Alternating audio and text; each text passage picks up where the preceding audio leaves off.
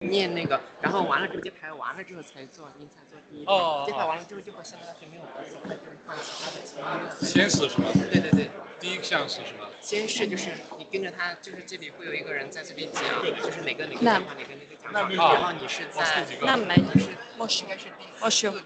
他会念到你的名字，然后呢就是你就拿着那个上面讲，就是英文，所以说讲完了之后，然后你就揭牌完，我揭牌。Most igen. Akkor mehet? Dear guests, our ceremony will begin soon, so please take your seats. Please switch off or mute your mobile phones during the ceremony. Please note that the ceremony will be audio and video recorded and will be made public in accordance with institutional practices and regulations.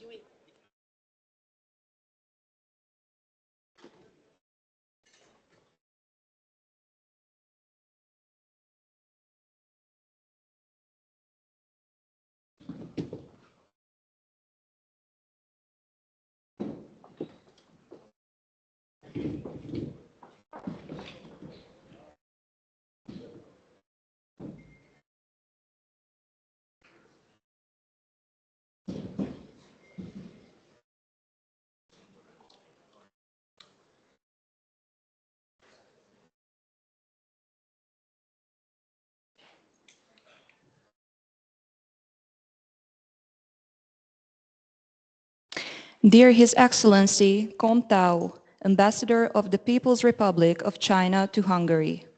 Dear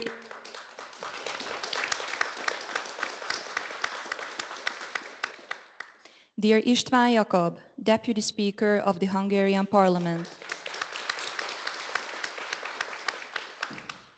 Dear Rodrigo Ballest, Ministerial Commissioner, Ministry of Culture and Innovation.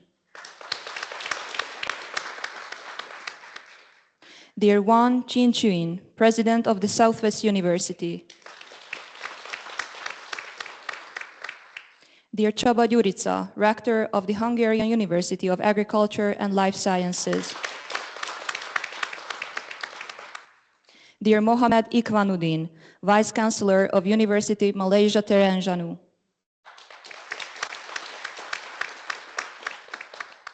Dear Hoang Kim Anh, Vice Rector of Saigon Technology University. Dear Dam Sao Mai, Vice Rector of Industrial University of Ho Chi Minh City. Dear Diana Nyitrai Sárdi, Campus Director General. Dear Laszlo Friedrich, Director of the Institute of the Food Science and Technology.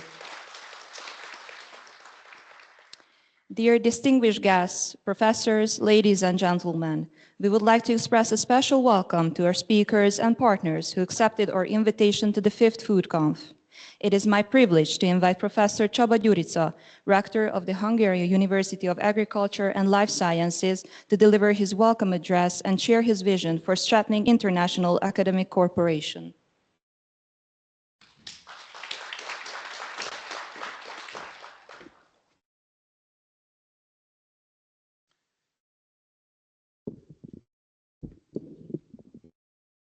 Distinguished government representatives, excellencies, dear university leaders, the ladies and gentlemen. It is a great privilege for me as the host of this prestigious international event to welcome you on behalf of the Hungarian University of Agriculture and Life Sciences. I am truly delighted to see so many countries represented here today, as your presence shows a shared commitment to addressing the global challenges facing the food value chain. Around the world, sustainability, responsible resource management, and strengthened food safety have become increasingly urgent priorities. The One Health approach is no longer merely a professional framework, it is our collective responsibility. It reminds us that human health, animal health, and the state of our environment are inseparably connected.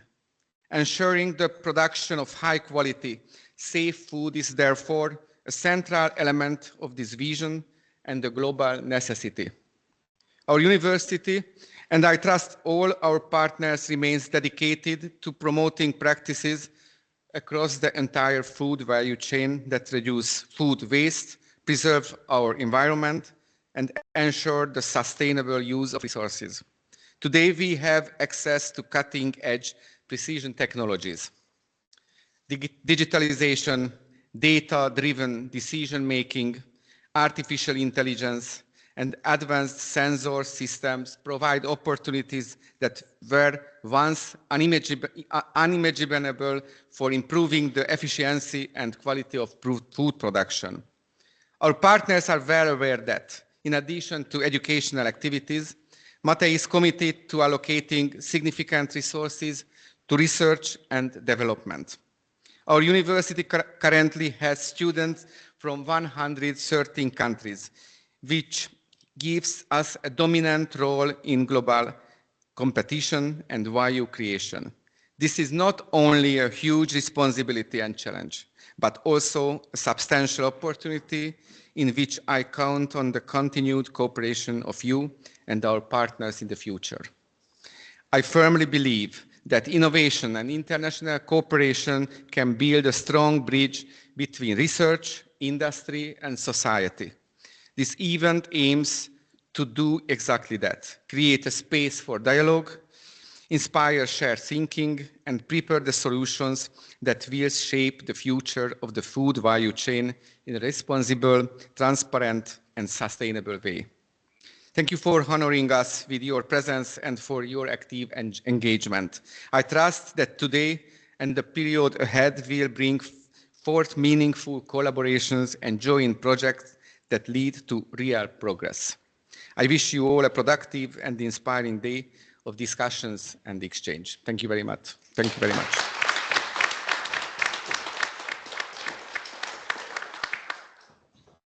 Thank you, Professor Gyurica, for your inspiring words and for emphasizing the importance of international collaboration. May I kindly invite Mr. István Jakab, Deputy Speaker of the Hungarian Parliament, to deliver his remarks and emphasize the role of science and education in national priorities.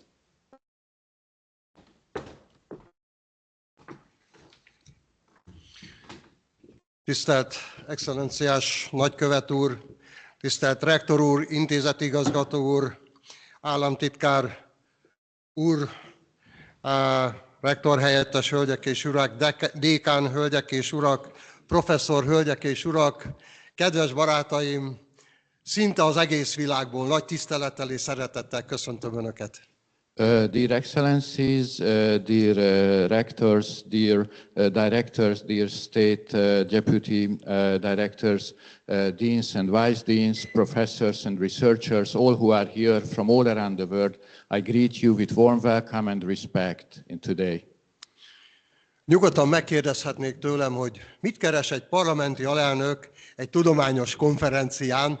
Hát kedves barátaim, el kell áruljam, hogy engem érdekel a tudomány, és érdekel az a feladat, amit el kell végeznünk ahhoz, hogy önök nyugodtan, magas színvonalon tudjanak kutatni, dolgozni, és hogy csodálatos eredményeket érjenek el.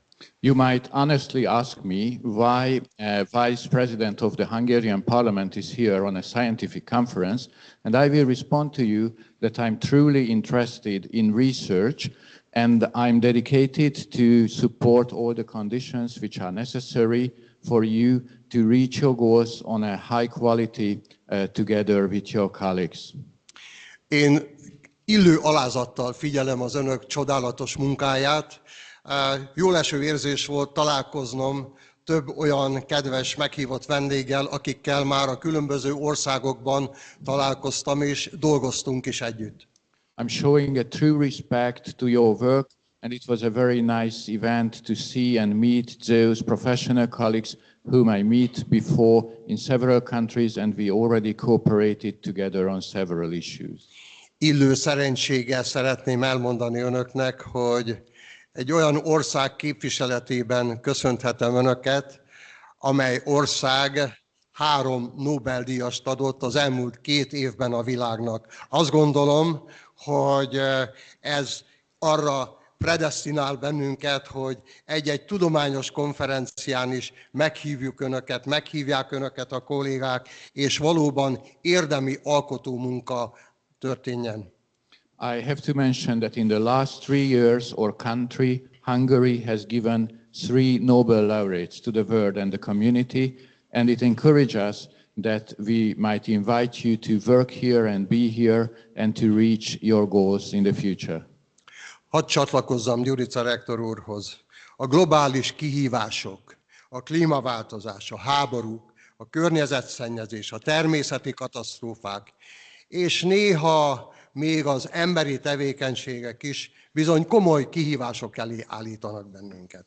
May I join to the speech of Professor Rector Csaba Gyurica, who mentioned that there are several challenges which I would like to highlight: the climate change, the wars, the environmental pollution, the catastrophic events in the nature, and also very often the human issues pose real challenges in front of us. A kihívásokra a válaszokat önök tudják megadni. Önökre figyelünk, és a többi feladat már a miénk, a gyakorló szakembereké és kormányzati vezetőké, hogy a tudomány eredményeit minél gyorsabban, minél körültekintőbben, minél nagyobb hatékonysággal alkalmazzuk. The answers to the challenges are only given by scientists, by you, and we, who are government officials and representatives, have to pay attention to your results, that we might implement them in practice and make them work. A szükséges törvények megalkotása nálunk, azt gondolom Magyarországon, őszintén és büszkén mondhatom, hogy folyamatosan megtörtént és megtörténik, csak hivatkozni szeretnék arra, hogy a GMO-mentesség Magyarországon, a magyar alkotmányban, az alaptörvényben került megfogalmazásra. The necessary laws and legislation have always been performed in Hungary, also in the past years and currently, and I would like to call your attention to one fact, one example, that the GMO zero level, like the free from GMO products, is given in the fundamental law of the Hungarian nation. A siker azon múlik, hogy az önök eredményeit hogyan tudjuk minél gyorsabban a gyakorlatba átültetni. Jó magam, és erről egy gondolatot hadd mondjak, a Nemzeti Agrártanácsadási Bizottság elnökeként ezt a gyakorlatban is végzem, és tudom, hogy nem egyszerű, de higgyék el, hogy ha ezt nagyon jól csináljuk, jól szervezetten végezzük ezt a munkát, akkor ennek az eredményei nagyon hamar megjelennek. Our role is to implement your results in everyday practice, and I would like to give an example.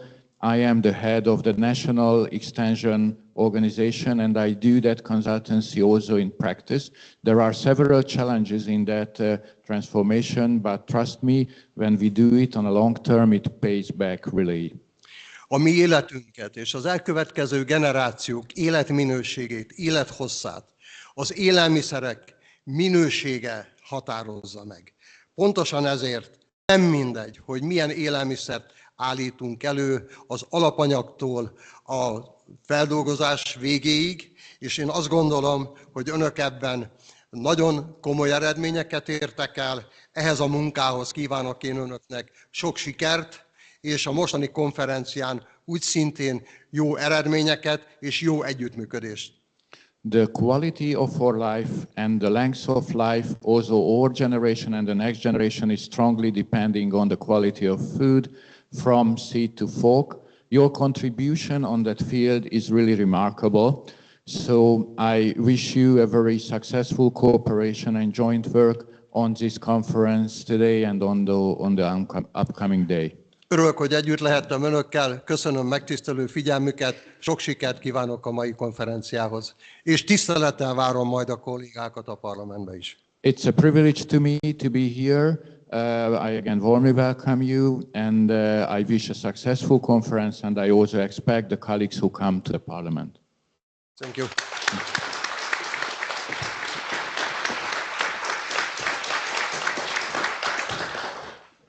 Thank you, Mr. Deputy Speaker, for your thoughtful remarks. I now have the honor to invite Rodrigo Ballest, Ministerial Commissioner, Minister of Culture and Innovation, to address the conference and highlight the importance of research and innovation for sustainable development.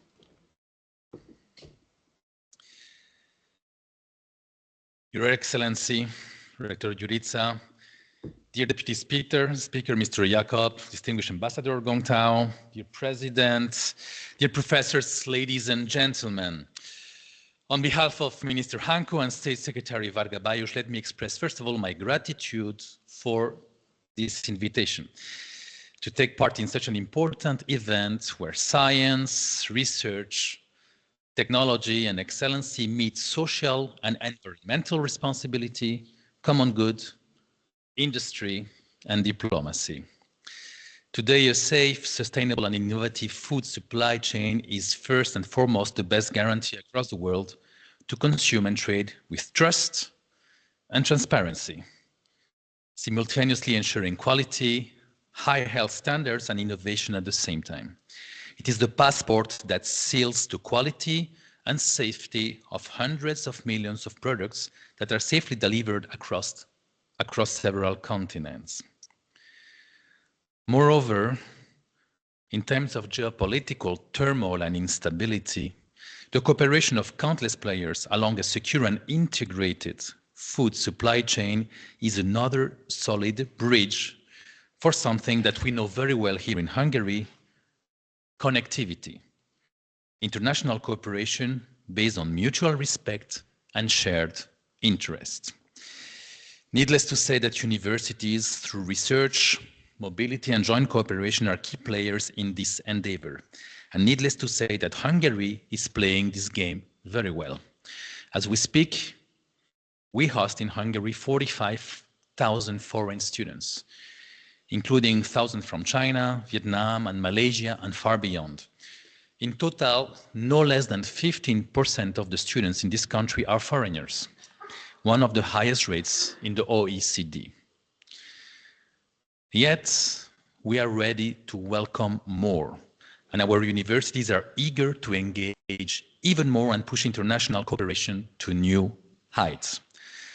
Double degrees, joint research, joint laboratories, joint ventures.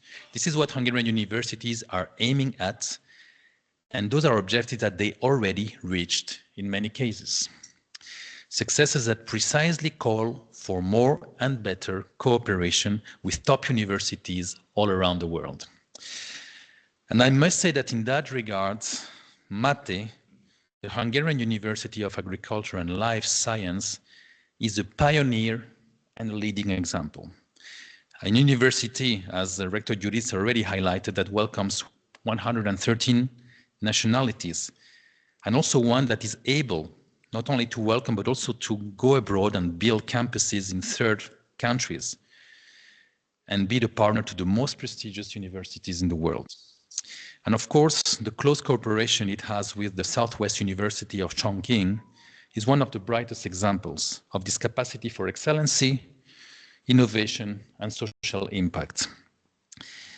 So, my sincere congratulations for this outstanding achievement, and may this example be replicated with other countries, with Vietnam, Malaysia, that are also here with us on the table, and many others beyond Asia and other continents too.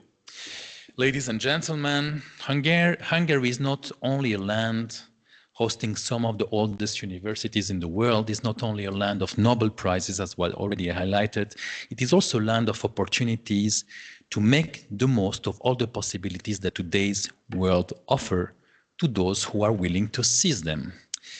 Needless to say that the Hungarian government will support you in this endeavor. So let me remind you that in your talks today, the sky is the limit, and Hungary has a bright future ahead of itself. Sok sikert, all the best, and thank you for your attention. Köszönöm szépen.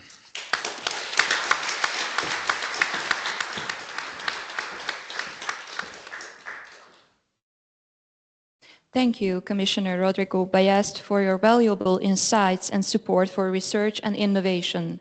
It is my great honor to invite His Excellency Kong Tao, Ambassador of the People's Republic of China in Hungary, to share his thoughts on the significance of academic and cultural ties between our nations.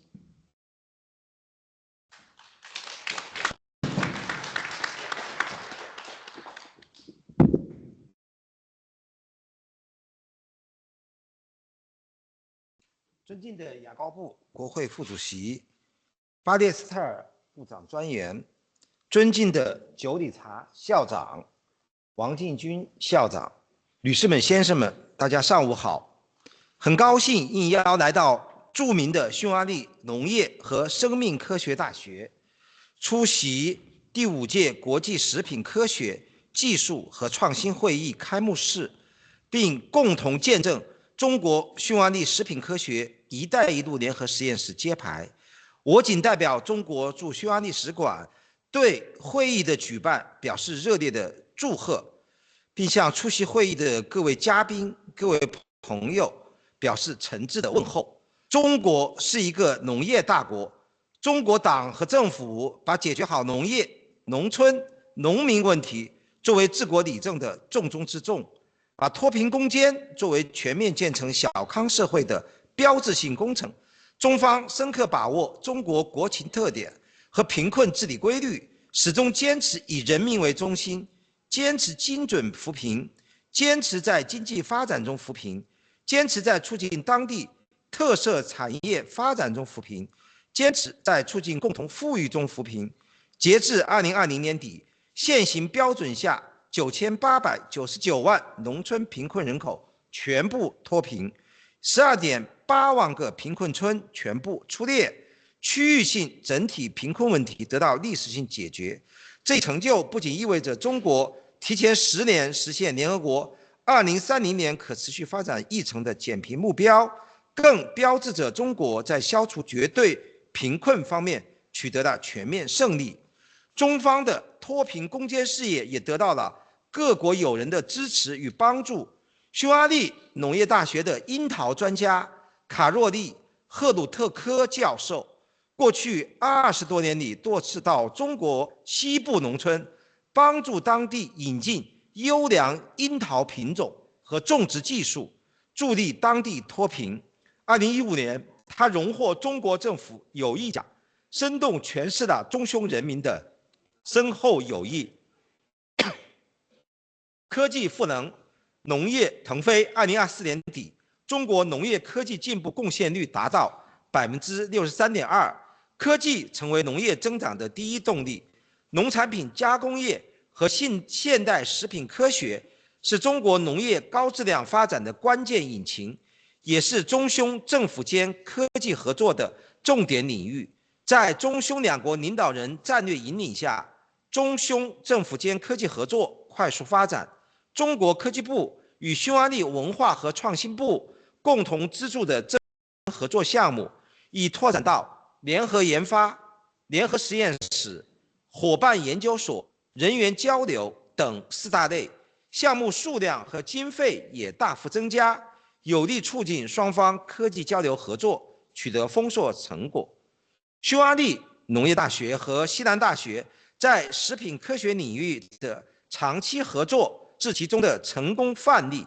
双方早在2004年就得到中匈政府间科技合作项目的支持，后于2017年成立中匈食品科学合作研究中心，形成稳定合作机制。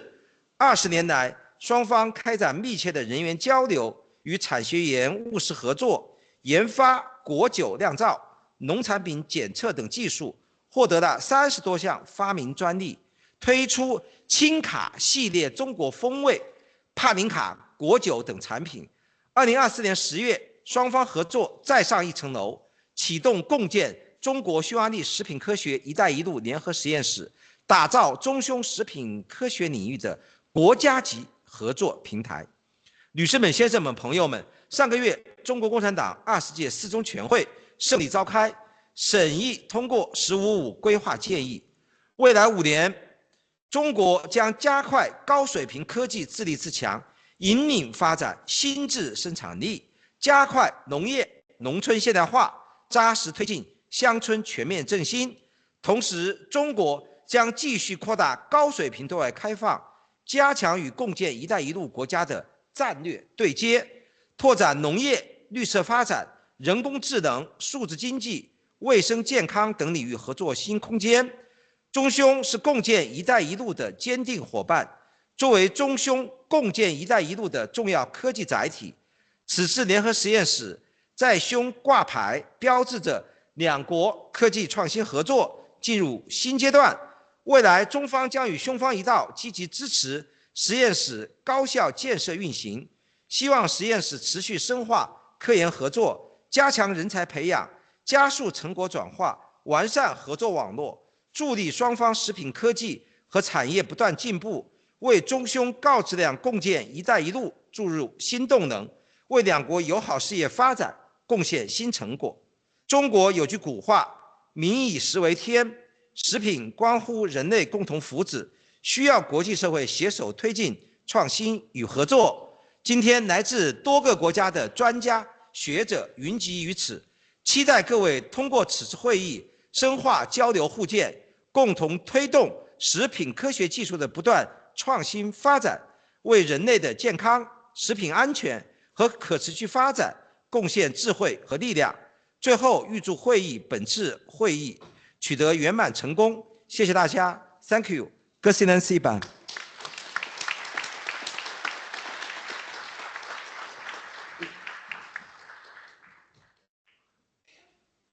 Thank you, Your Excellency, for your encouraging words and for reinforcing the strong ties between our nations. It is my honor to invite Professor Wang Jinjun, President of Southwest University, to deliver his welcome address and share his appreciation for the collaboration between Southwest University and the Hungarian University of Agriculture and Life Sciences within the framework of the Belt and Road Joint Research Laboratory on Food Science and Technology.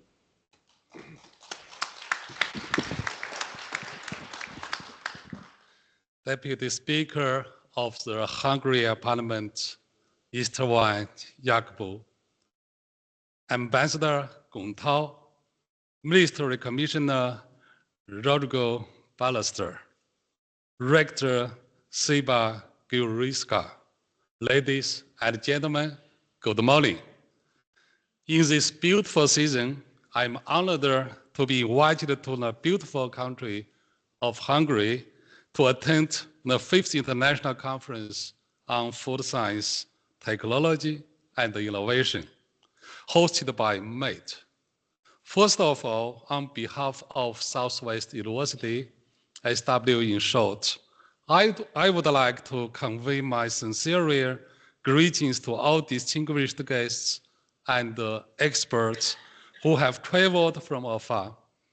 And I would like to express my heartfelt thanks to the host, MATE, for the efforts made in preparing for the conference.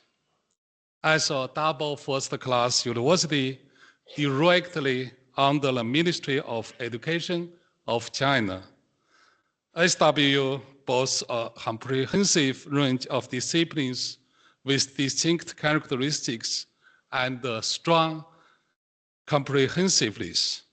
We have always prioritized the discipline of food science and engineering as a key area for development.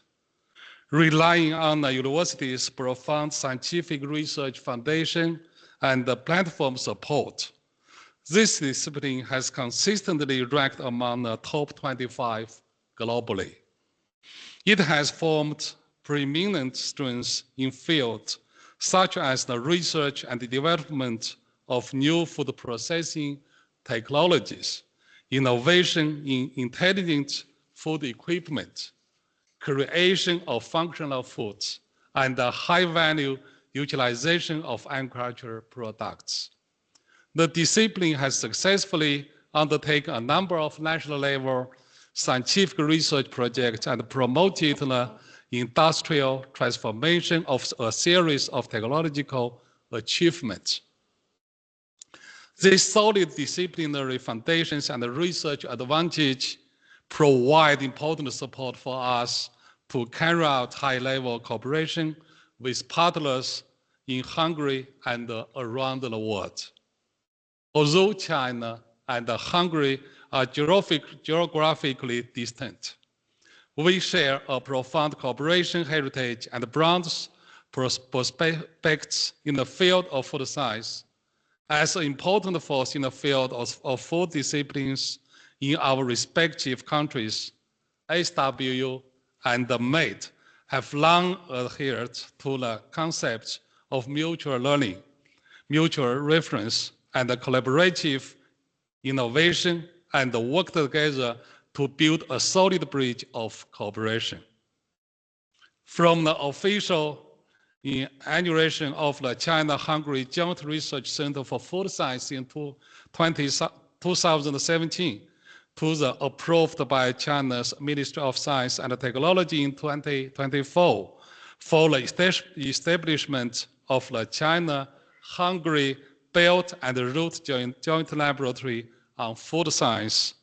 Our cooperation has evolved from academic exchanges to joint scientific research, and from achievement sharing to industrial collaboration.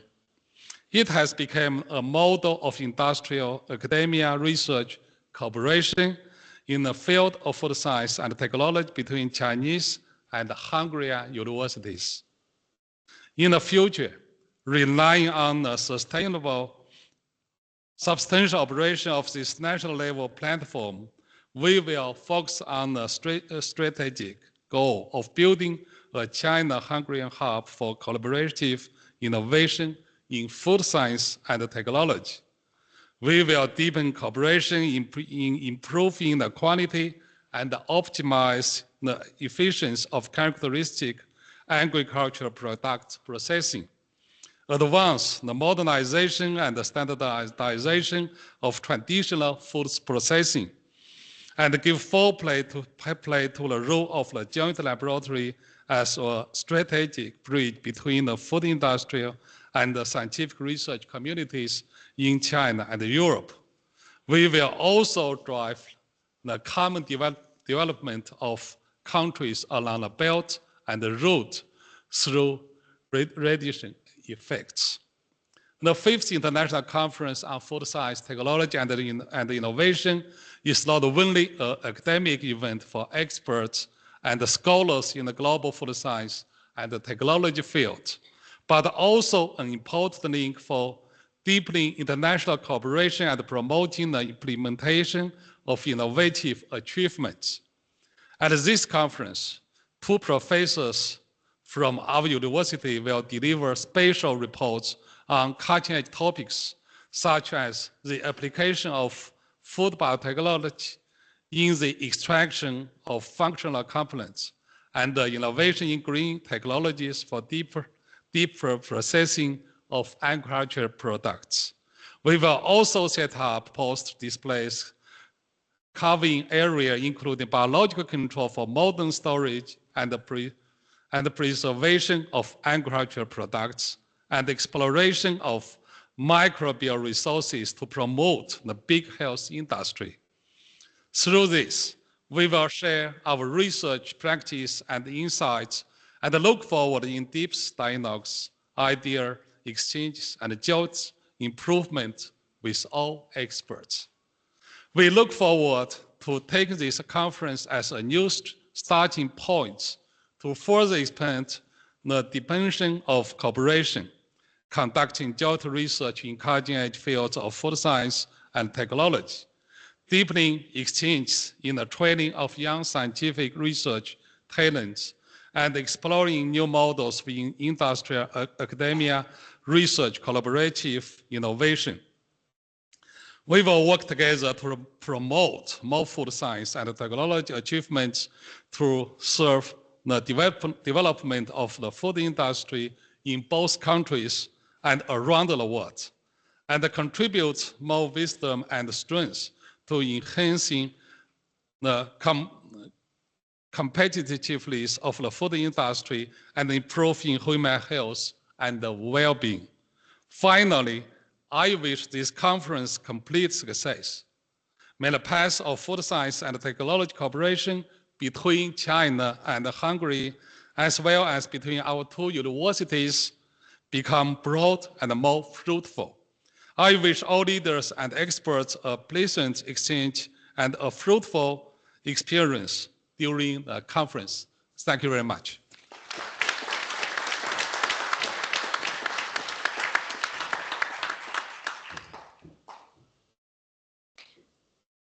Thank you, Professor Wang Jinjun, for your warm address and for expressing your commitment to this joint endeavor.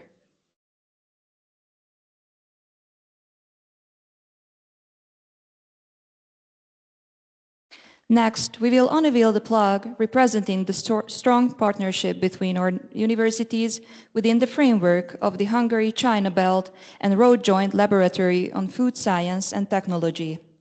We kindly invite all members of the Presidium to proceed to the plaque area.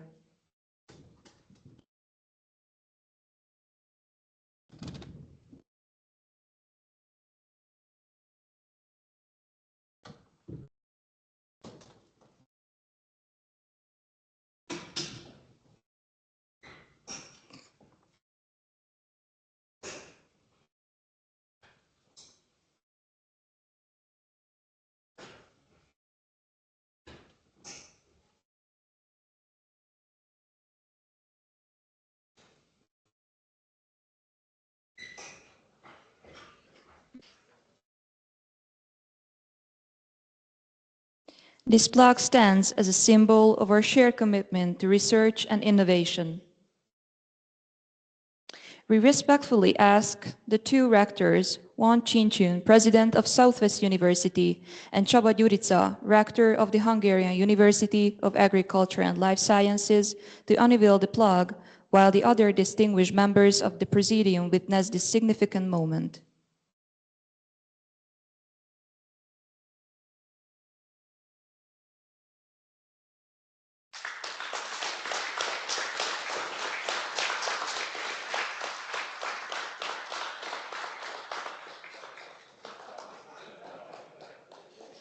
Thank you for unveiling the plaque. We kindly ask the rectors to sit on the bench and kindly ask the rest of the Presidium to stand behind them for taking a picture about this moment.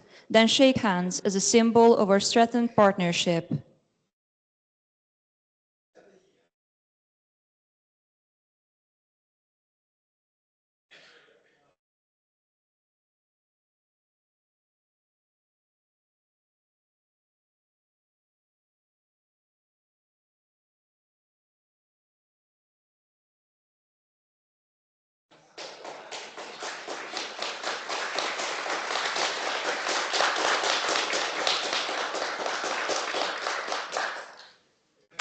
Thank you to our distinguished guests and members of the Presidium for joining us in this symbolic moment. The unveiling of this plaque marks a milestone in our shared commitment to research and education.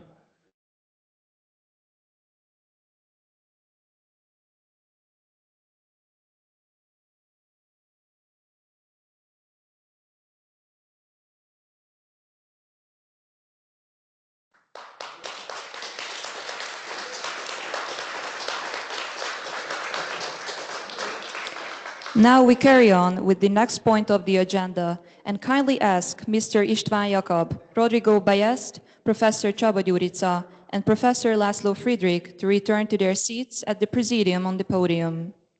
At the same time, we invite to the podium Professor Abdullah from University Malaysia Terengganu, Professor Huang from Saigon Technology University, and Professor Dam from Industrial University of Ho Chi Minh City.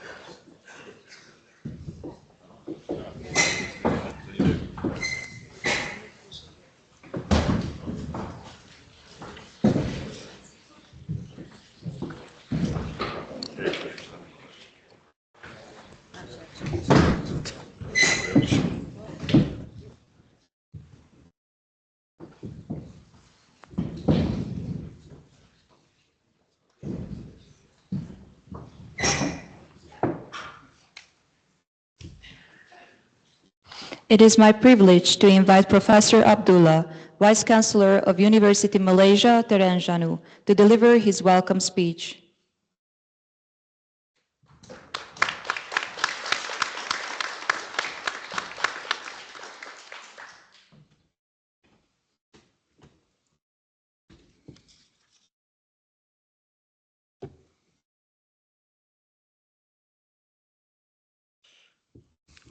Thank you very much. Very good morning, Your Excellency, Deputy Speaker of the Hungarian Parliament, Mr. Ivans Jacobs, Your Excellency, the Ministerial Commissions, Dr. Rodrigo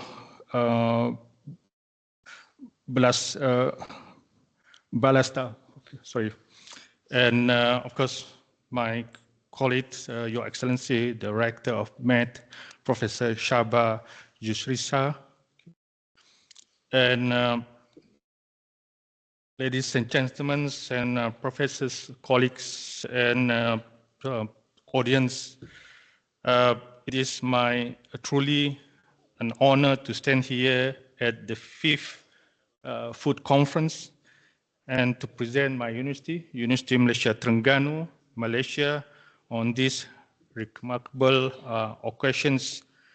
I wish to express my deep appreciations to the Hungarian University of Agriculture and Life Science, META, for the warm hospitality and for hosting these meaningful events. Today's ceremony marks not only the celebration of science and innovations, but also the formal strengthening of academic ties between our University Malaysia Terengganu, and METS through the signing of our Memorandum of Understanding MOU. These partnerships reflect our shared belief that knowledge knows no boundaries, that collaboration across continents is a foundation of sustainable progress. In an era where food security, climate change, and sustainability define our global priority, it is vital for the university like ours to lead this example, combining scientific excellence with sectors' impact. Together, UMT and MET are well positioned to contribute solutions that transgress the national boundary, particularly in the field of aquatic resources, management and biotechnology, and sustainable food systems. As maritime nations, our country, Malaysia, recognizes the importance of aquatics and marine resources for human well-being and economic resilience. Our collaboration with MET and with our regional partner will enhance the exchange of knowledge, promote joint research, strengthen the capacity building initiative that will benefit our students, scholars, and community alike. I would like to take this opportunity once again to thank Professor, our Rector of MET, Professor Dr. Shaba Juriska, and his outstanding team for these visions and commitment for fostering the global corporations. I also wish to acknowledge the collaborative effort of our colleagues from UMT and from MET who have worked tirelessly to bring this MOU today. UMT is proud to embark on this journey of partnerships, innovation, and shared purpose. We are confident that together we can build more resilience and sustainable future, one that reflects the value of educations, research, and friendships between our nations. Once again, thank you for this opportunity to be part of this prestigious event, Prof. And I look forward to the exciting outcome of our collaboration that will bring in the year ahead. Thank you very much.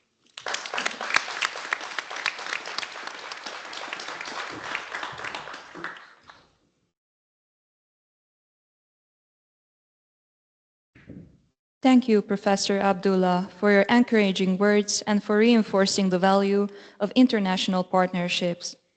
It is my honor to invite Professor Dam, Vice Rector of the Industrial University of Ho Chi Minh City, to deliver her welcome address.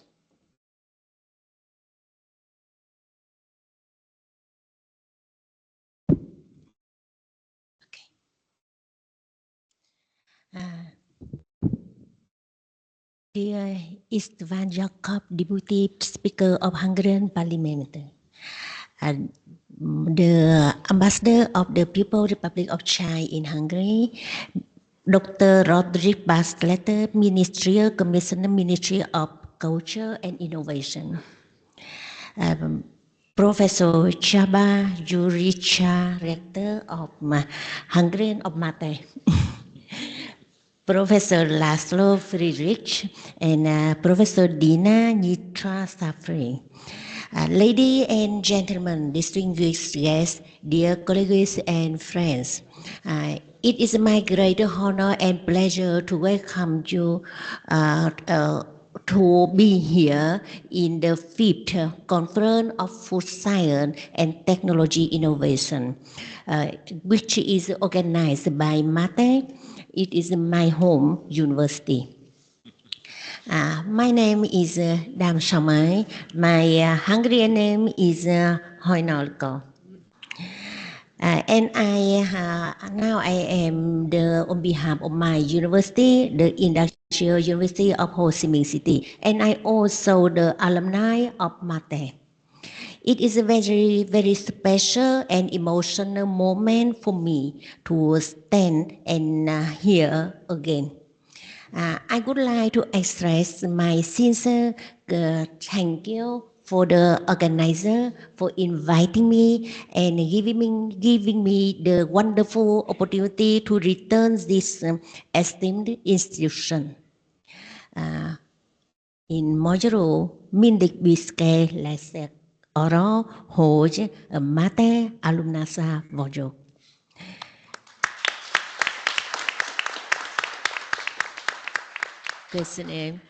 This conference is an important platform where researchers, educators, and industry leaders can come together to share knowledge, exploit new ideas, and strengthen international collaboration. Today, as the conference focused on the future of food science and technological innovation, and I think we will have many new ideas, many new collaboration in future.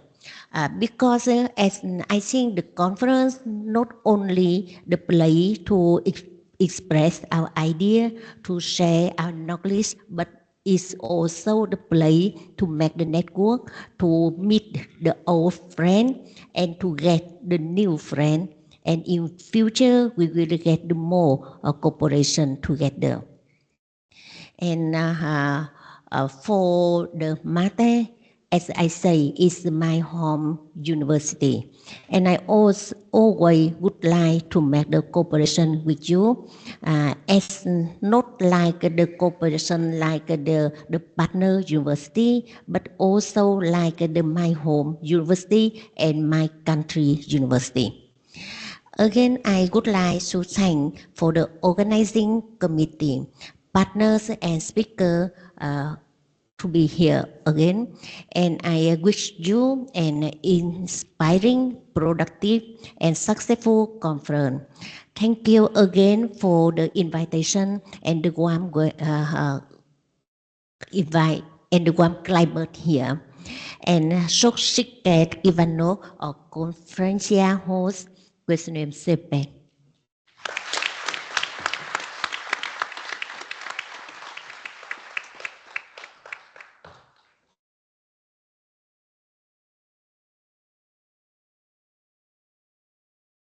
Thank you, dear Vice Rector, for your warm and inspiring words. I now kindly invite Professor Hong, Vice Rector of Saigon Technology University, to share her welcome remarks.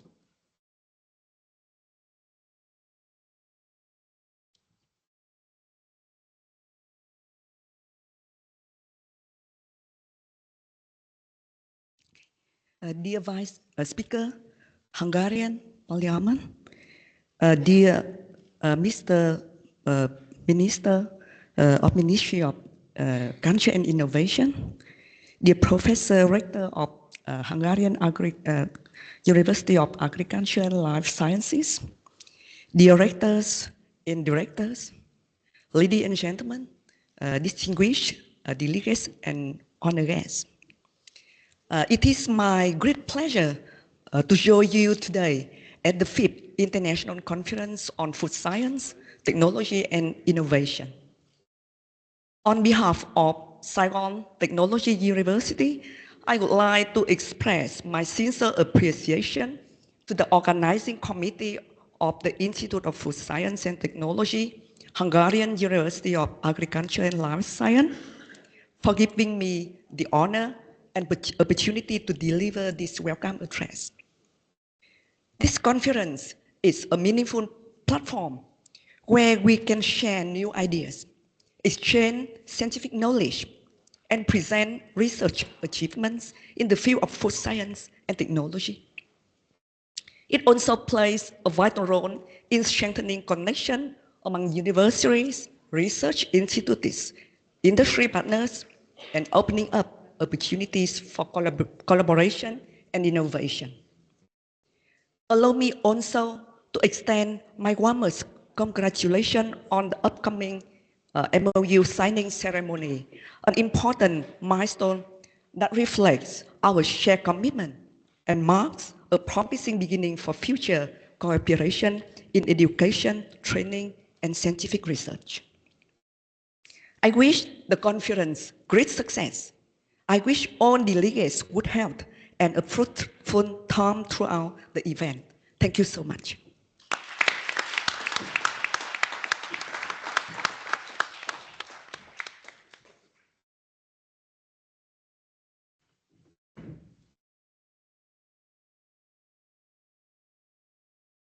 Thank you, dear Vice Rector, for your thoughtful address and for highlighting the importance of collaboration in education and research.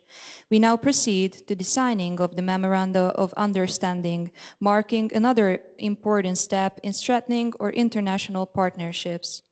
I kindly invite Professor Csaba Gyurica, Rector of the Hungarian University of Agriculture and Life Sciences, and Professor Mohamed Ikvanuddin, Deputy Chancellor of University Malaysia Terengganu, to sign the Memorandum of Understanding and to shake hands as a symbol of our strengthened partnership.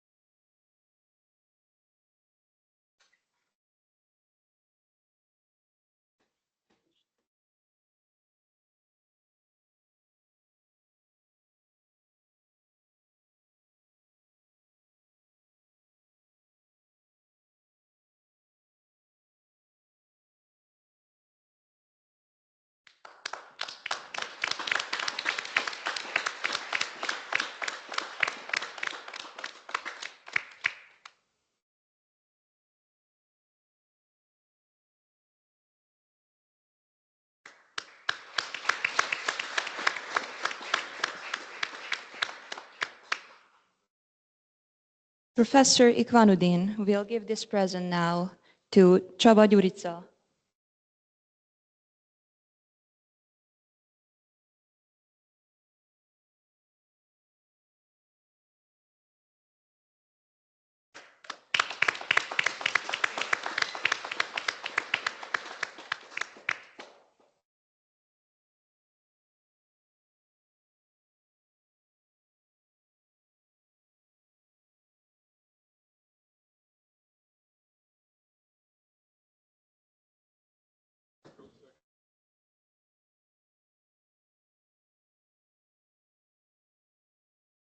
Thank you to both signatories for formalizing this important partnership.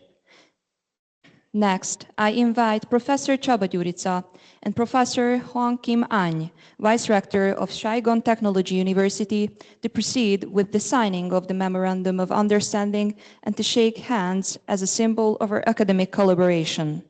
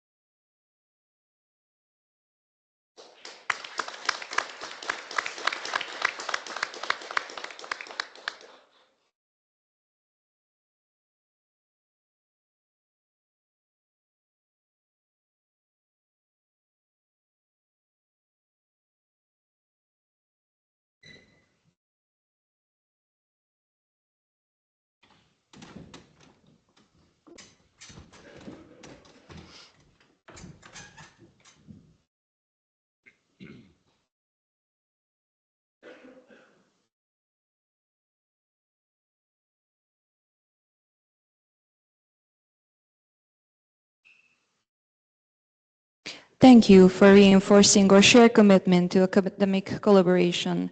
And now, before we switch to the first academic plenary session of our scientific conference, it is my great pleasure to invite the host of the conference, Professor Laszlo Friedrich, Director of the Institute of Food Science and Technology, Hungarian University of Agriculture and Life Sciences, to reflect on today's ceremony and deliver his opening remarks. Thank you very much. Respected conference, dear His Excellency of Chinese Ambassador, Vice Speaker of the Hungarian Parliament, Rectors, Vice Rectors, Minister, Commissioner, Deans, Director, Professor, dears, ladies and gentlemen, dear colleagues, dear guests. On behalf of the Institute of Food Science and Technology of Hungarian University of Agriculture and Life Sciences, I would like to with great respect for the FoodConf 2025 conference on the Buda campus here. It's a great honor for us that you accepted our invitation, and we are here together in this international conference today. First of all, please let me say a few thoughts about the FoodConf. The FoodConf, an international conference, began in 2030, containing and bringing together previous scientific national and international conferences. It's held every 2 years, and the recent one is the fifth conference, this fifth FoodConf. There has always been great interest, but today is a good example of the collaboration, active national and international cooperation, because there are more than 300 persons here today from the 4 continents, 130 international lecturers and research colleagues from 27 countries and 32 international PhD students, including with the framework of the Belt and Road Cooperation. This is a Chinese-Hungarian joint lab we heard about from China and other countries, Vietnam, Malaysia, Taiwan, Ghana, Chad, Turkey, as well as many European countries, for example, Italy, Germany, Poland, Serbia, Kosovo, Romania, Slovakia, Croatia, and many types of countries. The Hungarian Academy of Sciences is celebrating the 200th anniversary of its founding in this November. Under the leadership of Count István Széchenyi, the Hungarian Society and Scientists was funded for the sacred purpose of strengthening and spreading and promoting the nationality and the language. Count Széchenyi offered the annual income of his estates, which he set at 60,000 forint. This is a very huge amount, was 200 years ago. Nowadays, it's a Hungarian, this is more than 1 100 billion forints. It's a huge amount. This is a good sample for everyone. By strengthening the nationality languages, created the dissemination and application of scientific results in practice, and thus competitive industrial production and knowledge-based approach. We organized the FoodConf 2025 International Conference today in honor of this. It's clear that the application of scientific results in practice, the good cooperation between universities, science and research institute and industry are very important. After all, the industry creates the added value, drive the economy, increase the GDP, and this improve our life quality, the life level. That's why I can say that is our duty to serve the industry by translating scientific results into practice in addition to training professionals. We have seen many examples for this in recent years during our joint cooperation. I thank you, national and international partners, institutes and industrial partners for this fruitful joint work that we have achieved over the past several decades. Yes, over the several decades, because our institute, formerly our faculty, began its independent educational and research activities more than 50 years ago, during which more than 11,000 diplomas, about 300 PhDs were awarded, several hundred national and international applications were submitted, and approximately 500 industrial research, development, and innovation work were implemented. In connection with this, the several hundred international journal articles were created in international and national cooperation. In recent years, the annual number of the D1 articles has approaches about 30. The number of the Q1 articles is about 60, and the number of the Q2 articles is about 30. All of the results of joint work, this is the most important, which is of paramount importance in the international ranking, the QS and the high education. Thank you all governments for this support, and the students who have taken and taking the significant role in the successful implementation of your scientific and research and development applications. So it can be seen this will be good ecosystem in the world of the science and the university education for the development of the food industry and the biotechnology. And I would like to go back, return to the conference. There are many explanations why such conference is important. On one hand, it's a provide the medium for the discussion of scientific results, the creation and development of our collaboration and the friendship and the new opportunity in the collaboration. On the other hand, the internationalization in the research and education together always make themselves to be easier and more effective. The university or an institute have always considered and continue to consider international student important is both BSc, MSc level and the PhD or postdoctoral training. The number of the students at the institute is about 1,300, which 183 international students and nearly 50 PhD students from about 50 countries of the world. We have 2 MScW degree program ongoing and 2 BScW degree program in process. So internationalization, training of the new student, and the application of the international good experience are important for the university or an institute. Overall, these are the essence in the development of the food industry and the biotechnology sector.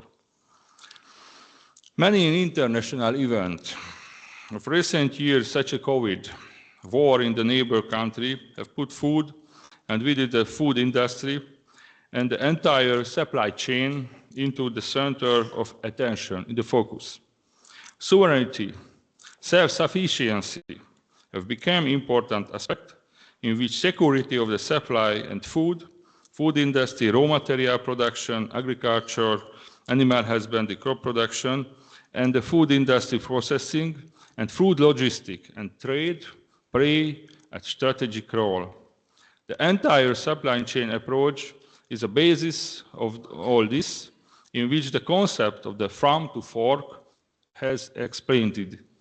In our joint research and industrial development concept, we carry out development from the farm to fork and to health, in which the health of humans as a human being in the basis of the healthy society. Since our health is determined by our nutrition in about 50–70%, health-focused customer needs are important to us in product and technology development, taking into account economical aspects. This is complemented by digitalization, measurement technology, automation, database design, making, product and technology development, waste reduction, and ensures sustainability and byproduct utilization. Nutrition science, of course, the microbiome, fermentation technology, food safety and quality, as well as the short supply chain, and the customer science in the customer-centered value chain. At the FoodConf 2025 conference today and tomorrow, we will share our results and options of these topics in 10 sections with many international outlooks. A university task is to foster culture in addition to education, research, and science. Therefore, in addition to the scientific and professional program, we have prepared a cultural program with which we will gain insight into the cultural history of Hungary before dinner today. And tomorrow we will be able to listen and organize concert in the St. Stephen's Basilica. In light of this, I wish you a very useful discussion, new innovative ideas, fruitful collaboration, and pleasant time and recharge here in the Budapest while participating in the cultural program. Thank you very much for your attention.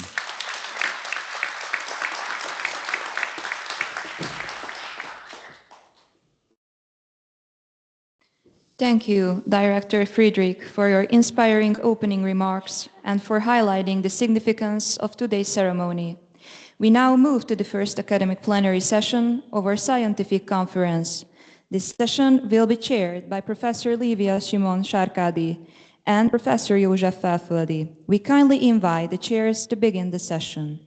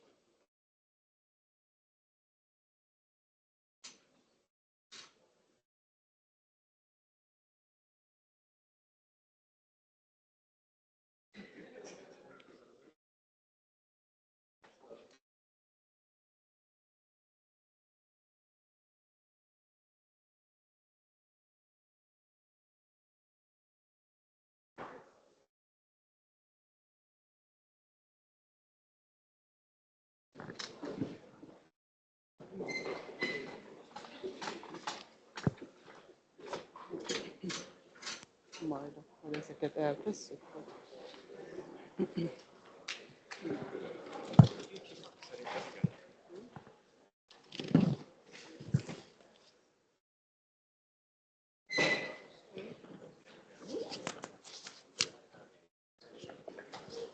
Az már nem jó.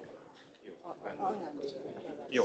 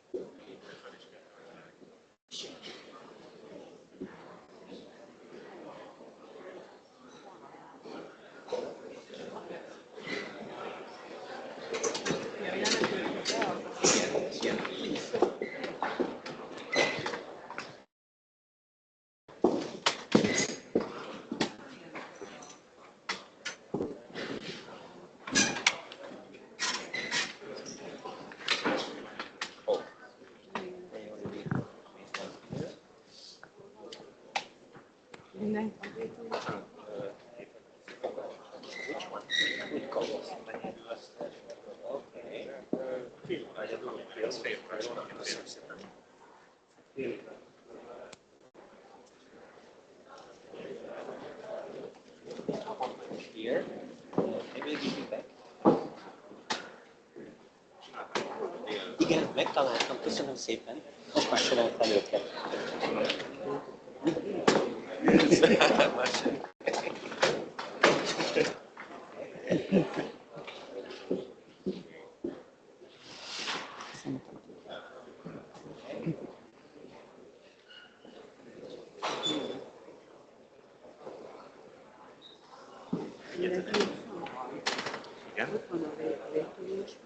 Igen, ő volt a legelső, már költözöttem már idején.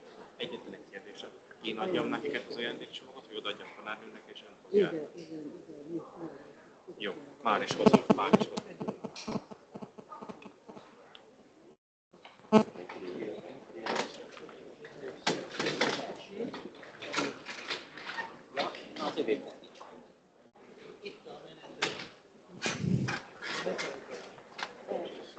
So if you are ready to start this scientific session, please take your seat.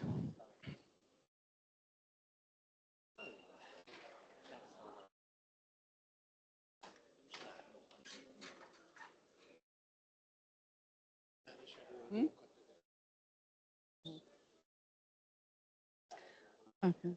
May I ask the plenary speakers to join us in this podium and take the seat?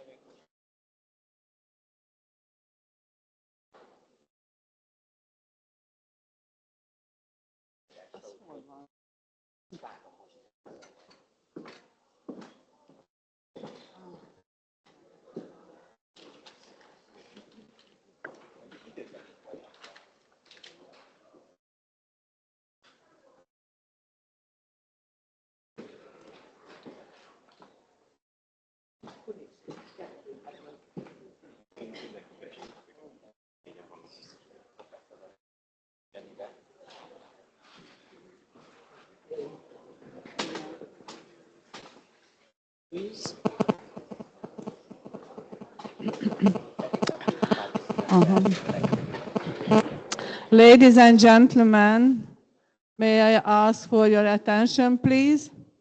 We would like to start this scientific session, so we'd like to invite you to take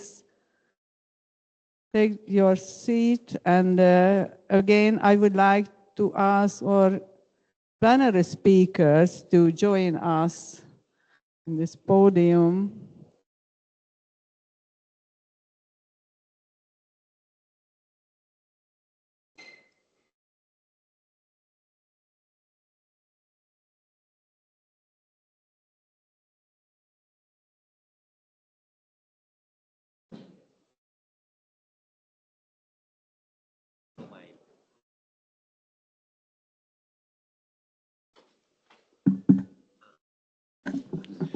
Can we ask Professor Dam Saumai to come to upload the presentation?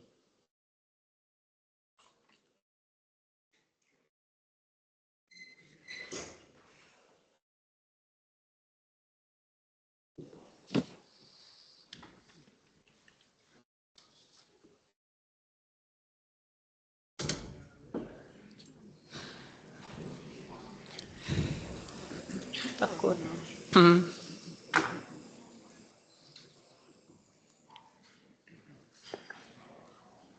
Akkor nélkül elkezdjük, és hogyha jön, akkor pendrive-ról előadja. Itt a legelsőbe kell bedugnia, és akkor pendrive-ról megy.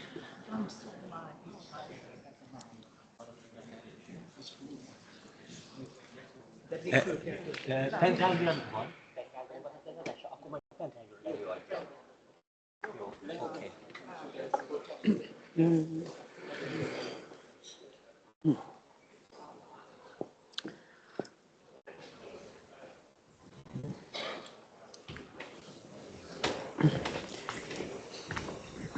So as we are a little bit behind your schedule and we have a very tight program, would like to start the plenary session. As you have heard, I am Livia Simon-Sarkadi, a full professor at this host university, and it is my great pleasure to welcome you to the scientific session, starting with the plenary. This FoodConf series of conferences is a flagship of the Institute of Food Science of our university, and it is my great pleasure to serve as a scientific chair of this conference together with Professor József Felföldi. And we would like to invite our plenary speakers. One is missing, but if you don't mind, we start the conference. So welcome again to this scientific session. A special welcome to our plenary speakers and all the audience. May I ask for a little bit attention? Thank you very much. So, and let me introduce our first speaker, who is Reto Portman, a senior scientist at Agroscope, Switzerland. He is a team leader of protein and metabolics and also head of the Laboratory of Liquid Chromatography and Mass Spectrometry. He has been involved in the development and validation application of physiologically relevant in vitro digestion models, including dedicated analytical tools. And within the framework of the cost-action InfoGest, he contributed to creation of the widely adopted standardized statistic digestion protocol. And I guess you will introduce us this nice product. So please, Reto, the floor is yours.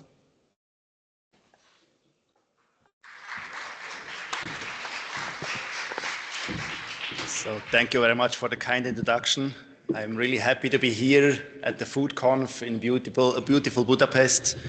And it's an honor to open the whole meeting with the first scientific session here. So I'm Reto Portman. I work for Agroscope in Switzerland. And today I would like to talk about this. Can't see.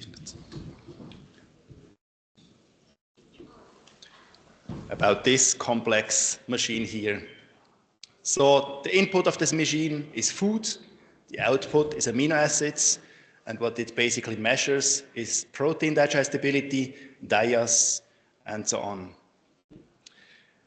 Why do we even look at protein digestibility? So the human body, you probably all know, needs some essential amino acids. So there is some amino acids the human body cannot build up on its own. So we have to consume that through food protein.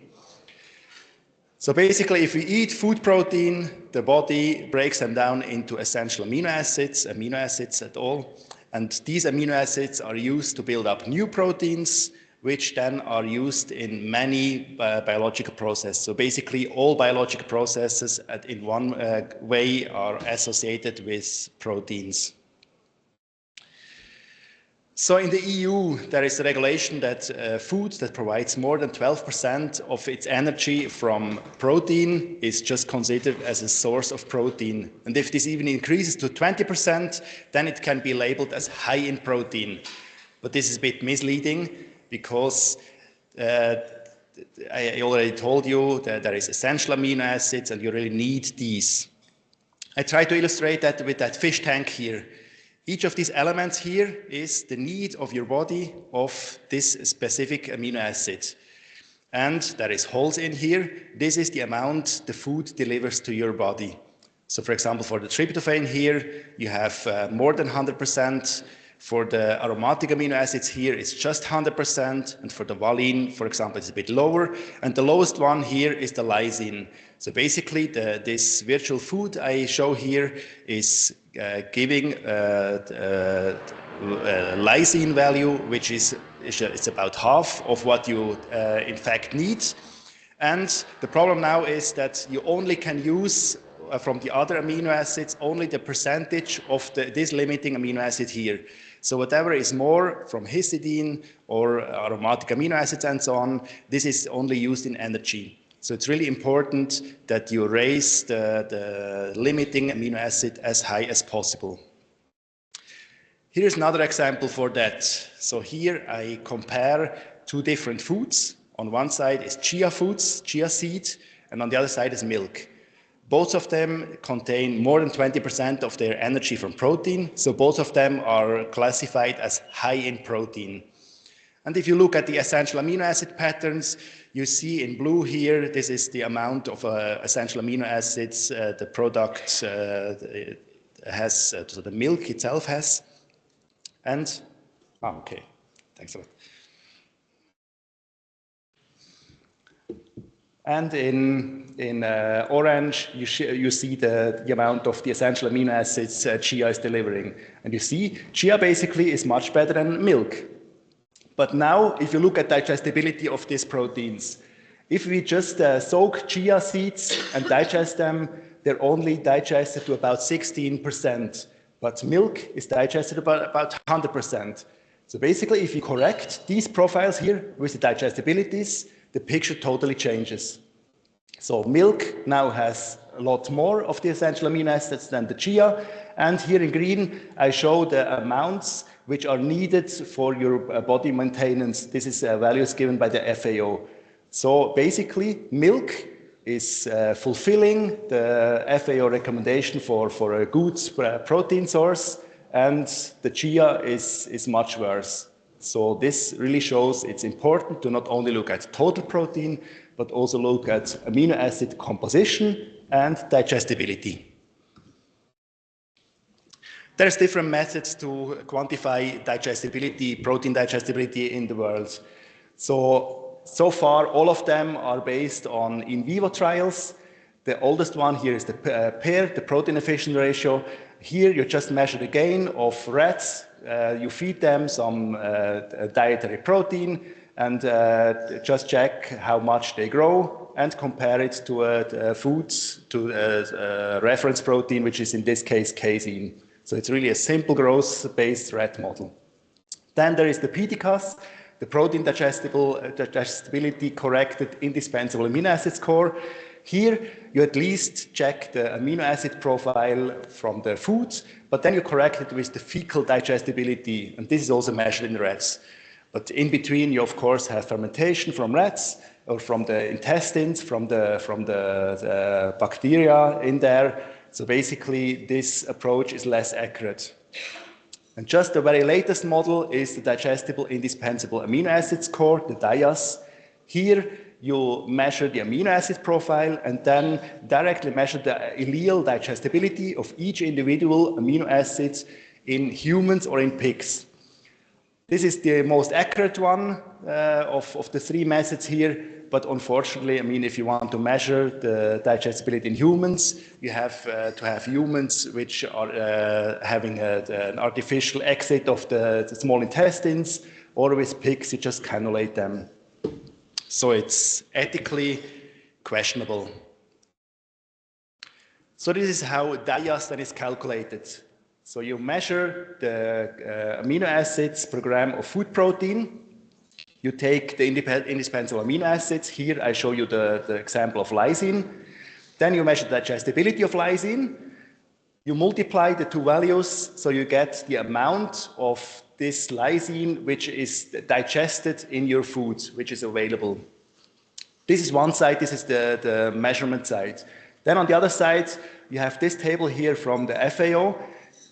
This says which or how much of which amino acid you really need in what time of your life. So basically you have values for infants, you have values for children, and you have values for older children, adolescents and adults.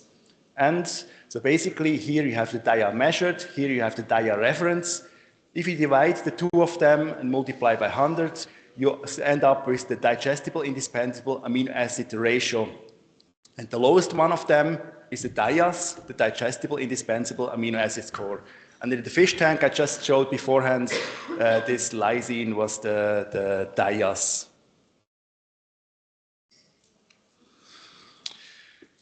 So already in the FAO report of the expert consultation, they mentioned that it would be wise to already also do development and the validation of in vitro models to simulate allele digestibility. So really the problem is ethics. It's also if you want to test a vegan food in animals, it's also not really clever.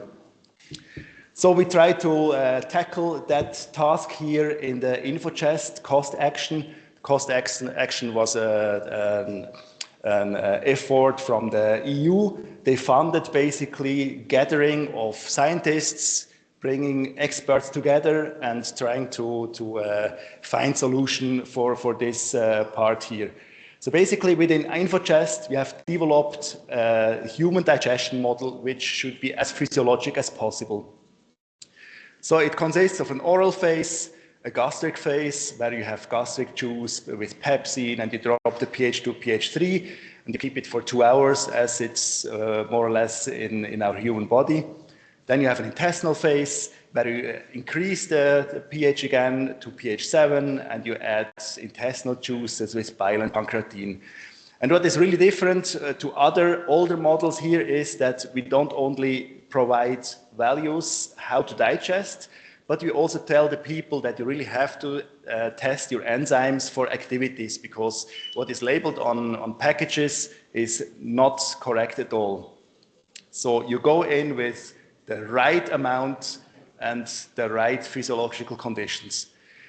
So this was published originally in this paper, and then we had a revised model, the InfoChest 2 model, which was a Nature Protocols publication.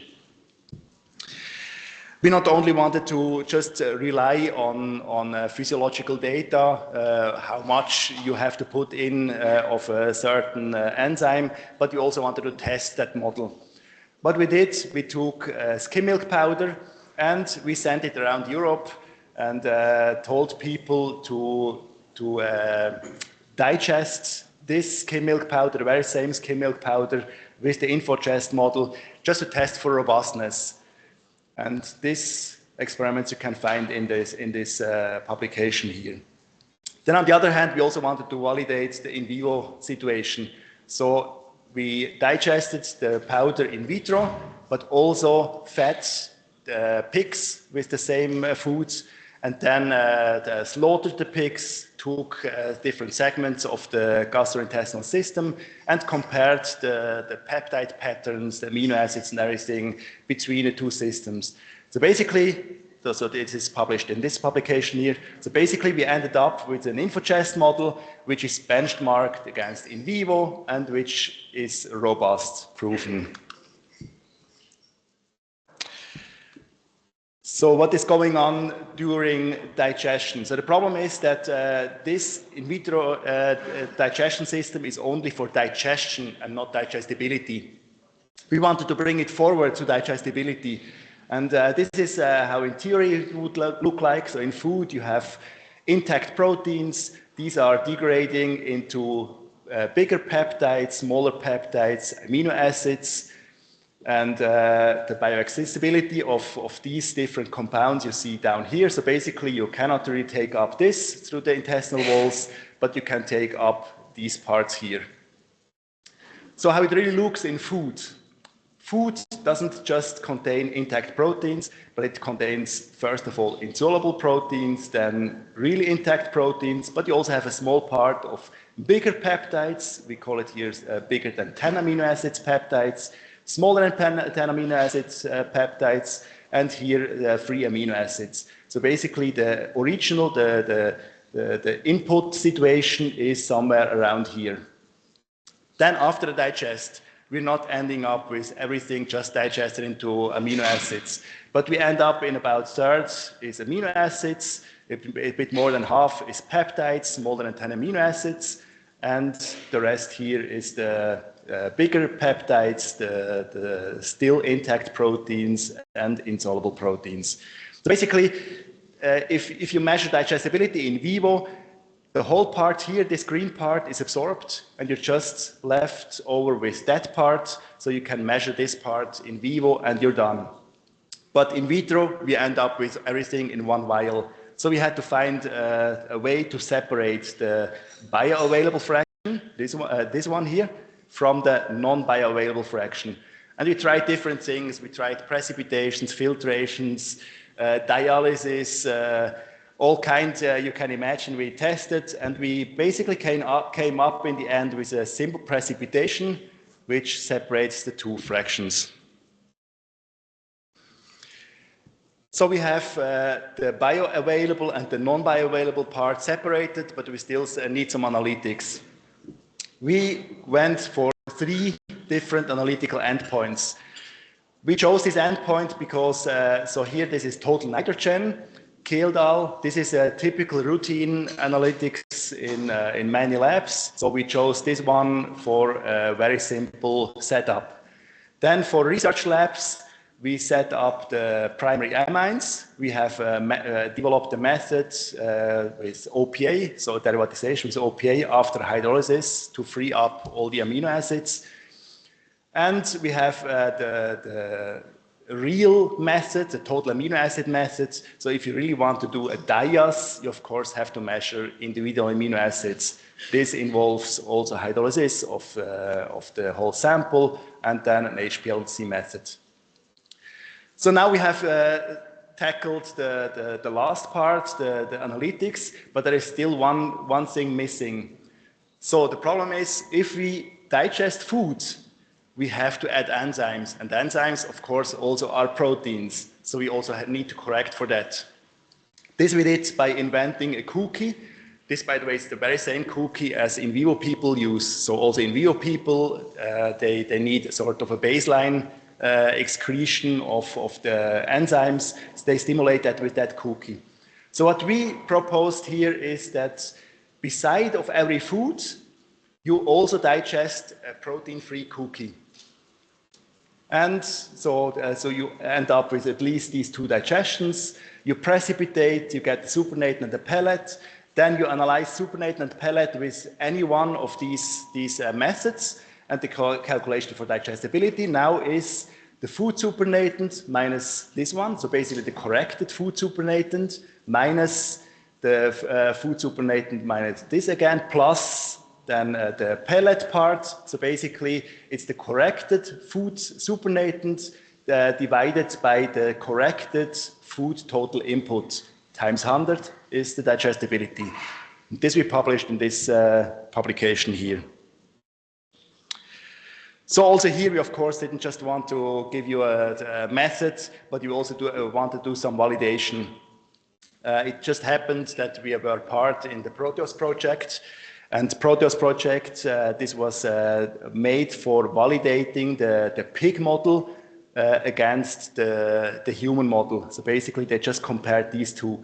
And we got exactly the same food sources from them and did the in vitro digestibility in vitro. And here on the right side, you see correlations. You here have the in vitro data, the diars of the in vitro data. And then here you have the in vivo diars, and you see a very good correlation.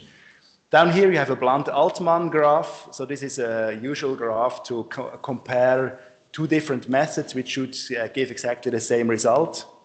So on the x-axis, you plot the average of the 2 diars, then or so in vivo versus in vitro. And here you plot the difference between the 2 of them. And ideally, all the samples should be around 0 here. Here I show that 0, and here this is +2 standard deviations, -2 standard deviations. So basically you see that it's really going around this part here, and is most of it is really within a good range. And we were able to calculate the bias. So basically the bias between in vivo and in vitro in these trials here was only 0.1%. So basically we can say we have a protocol that is validated, at least against these 7 food sources, and it's really measured in parallel.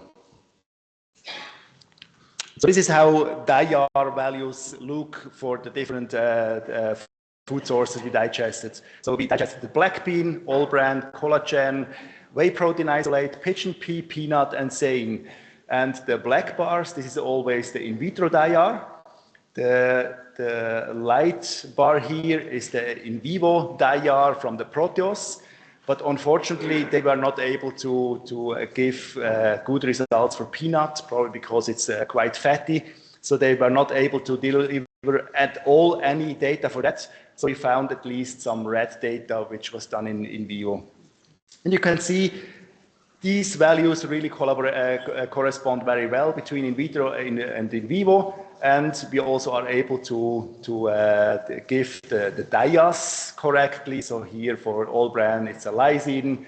Here for the black beans is the sulfur-containing amino acids. Here also in vivo, they had problems with the sulfur-containing amino acids. That's why they're not delivering any data here.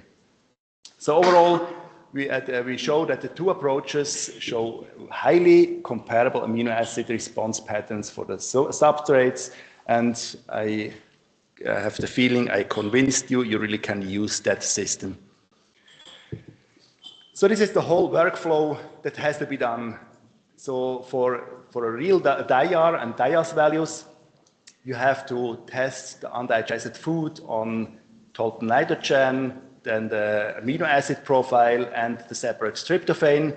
You have the undigested cookie, you digest them all in triplicate, you split them in pellet and supernatant, you do acid hydrolysis, you do total amino acid quantification, and calculate the DIAR or DIAS values.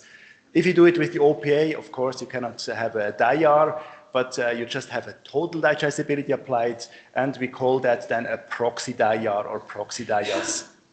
So you see, the whole methodology is still complex and relatively time-consuming, especially to set up in a standard laboratory. And we also wanted to tackle this a bit. So in light of recent events, I just show you a few slides of our recent or very, very new article. So we were just having an article accepted in Nature Protocols. In the moment, it's in production, and I hope in a week or 2 it should be out. And here we really try to simplify everything. So here first you see the key differences between the digestibility protocol and the InfoChess2 protocol, which only covers digestion. So you see the preparation, of course, is different. So we need to have a protein-free cookie. We need to analyze nitrogen. We also specify that you really have to process the foods as you would consume it. So it doesn't really help you if you put in a raw potato, you have to cook this potato. And if it's a solid, then you have to also grind it to mimic the chewing. Then the in vitro digestion is very similar to the normal one, but here we have a normalization. So basically we just put in 40 milligrams of protein of every single food. We also have some additional works. So for example, pancreatine is not homogeneous, so you have to solubilize it in a different way. And in the original InfoChess protocol, it would be possible to also stop the digestion after 10 minutes or so. But here we really tell them you have to do it until the very end of the intestinal phase. Then here, this I already mentioned. So this is the precipitation part. So we have to do the separation between supernatant and pellets.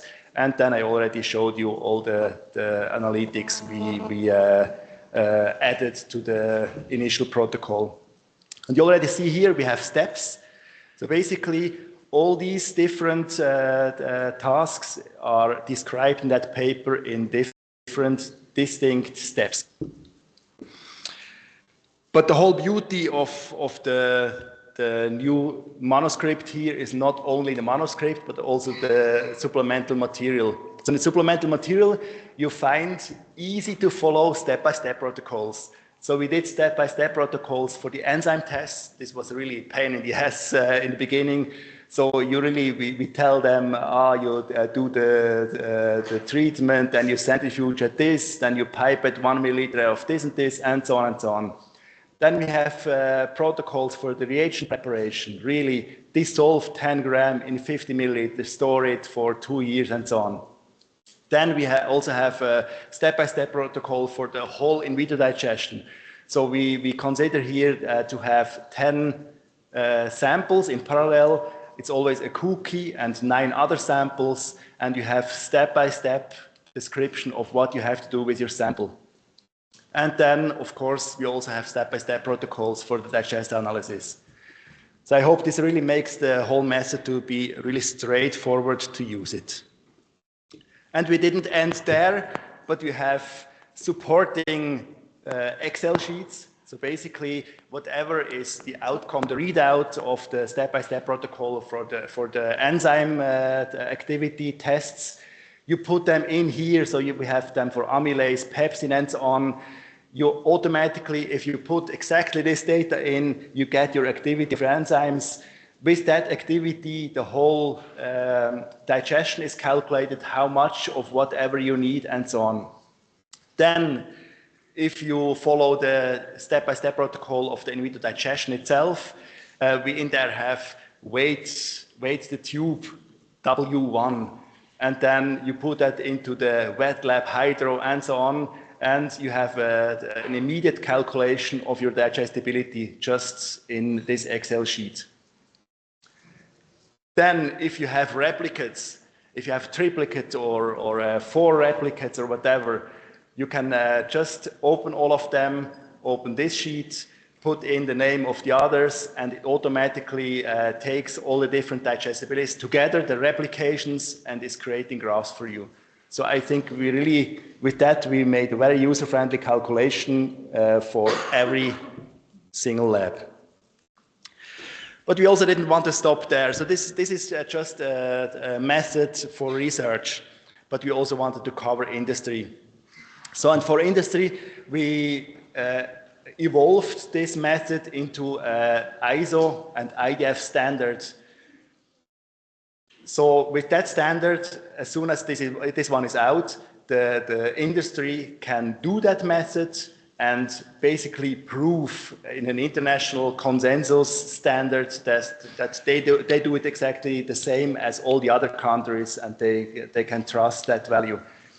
But for doing this, we had to do a ring trial. So we have been sending around the world different products. So we were sending around cookie, yogurt, whey protein, whole milk, Gruyere cheese, crushed chickpea, and soy protein isolate to test.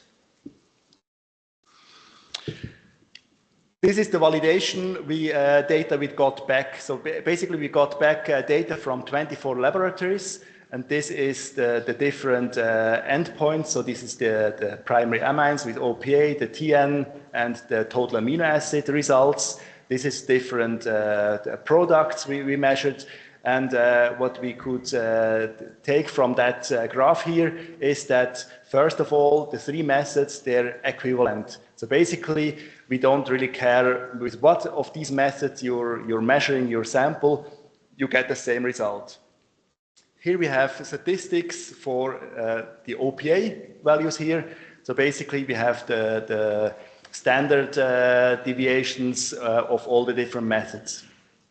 So with that, we can say that we have solid validation for at least OPA and TN, but what we're lacking a bit is the total amino acids. So we only got back total amino acid measurements from 4 laboratories, which is not enough for real statistics. But based on that findings, we now in the method have specified that you have to do a triplicate of your analysis. And if the variation between the triplicate exceeds 10%, you have to do a 4th replicate. So one of the outliers can exclude it. And I already showed you, so the total amino acids method is not really finished. So that's why we want you. So we are planning to have another small ring trial to just validate the total amino acid method for the digestibility protocol. I think it's just enough if we send different supernatants and pellets, and you show us that the total amino acid method itself works on that matrices. So basically what we plan is we have 6 different foods, so we end up with 6 different supernatants and pellets. We do then the triplicate each, so we would send 36 samples to laboratories which want to participate, and the laboratories would hydrolyze the samples for 15 hours and would use our EcoTech method. And so basically this would be a great opportunity. If you don't have the method set up already, this total amino acid quantification method, this would be really the opportunity to set up this method in your lab. And otherwise, if you already have set it up, it's a great way to control whether your analytics is good. So if you want to participate, please contact me. I think I jumped this because I'm a bit out of time. So I think I take that as a very last slide here. This is just to show we have measured different products right now, and what you here see is we have put them on the y-axis. Here is the protein content of each product. Here is the dias of each product, and the bubble size. You see that they're having different bubble sizes here. This is the total digestibility, and we mark them for plant-based food, for leguminoses, and for animal-based foods. So basically you see that the animal-based foods, they more or less sit here. The leguminoses more or less sit here, and the other plant proteins are sitting here. And based on the dias people, the foods between 75% and 100% dias, then they can be called a good source of protein, and these foods here are excellent source of protein. So I skipped the whole rest here, and just would like to thank my collaborators and, of course, the organizers to invite me. Thank you very much, Rita, for this excellent overview on this nice tool. Don't move on. So this topic is very close to my research field. I would listen all of the details, but please, so we have to move on. So, but I would like to thank you with this small present. Oh, I hope you have a large luggage to carry home. So thank you very much.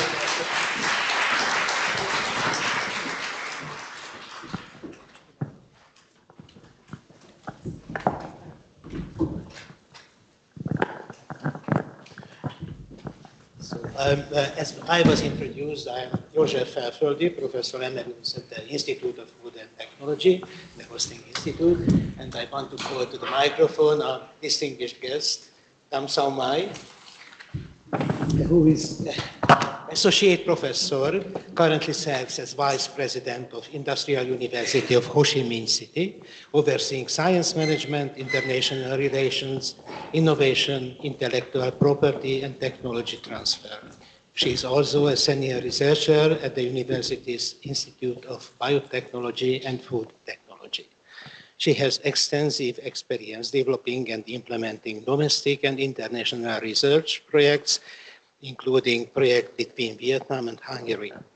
She provides technology transfer and consulting services to enterprises in food technology, applied microbiology, innovation, and food safety. So, Hajnalka, if you mention me, if you allow me to mention, please take the floor.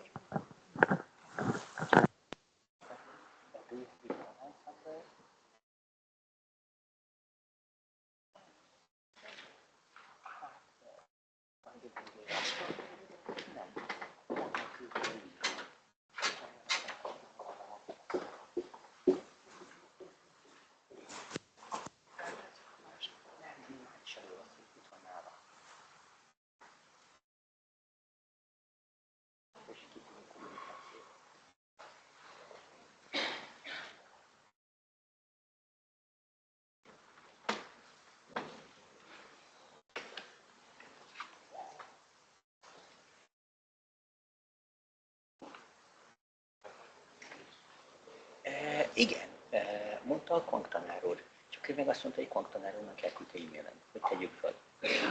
Úgyhogy most jön.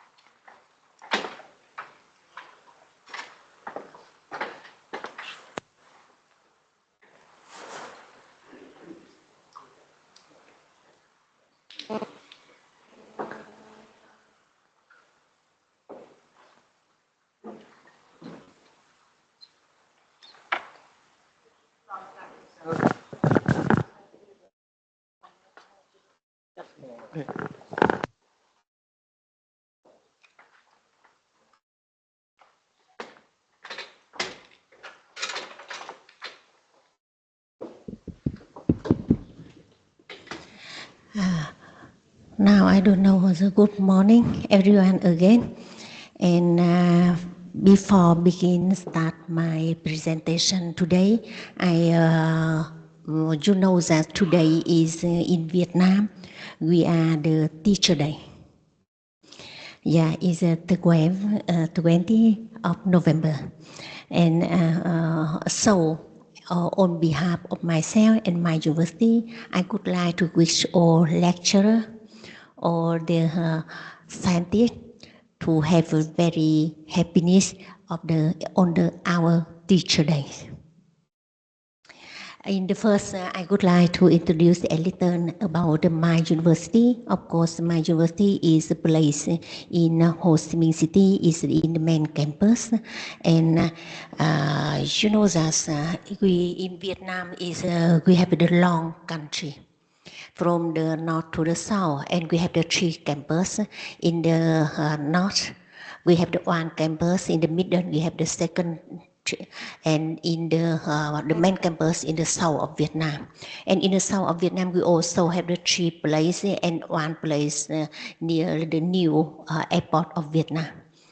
And we have around 46,000 students as well, from including bachelor degree, master, and PhD. And here is our ranking.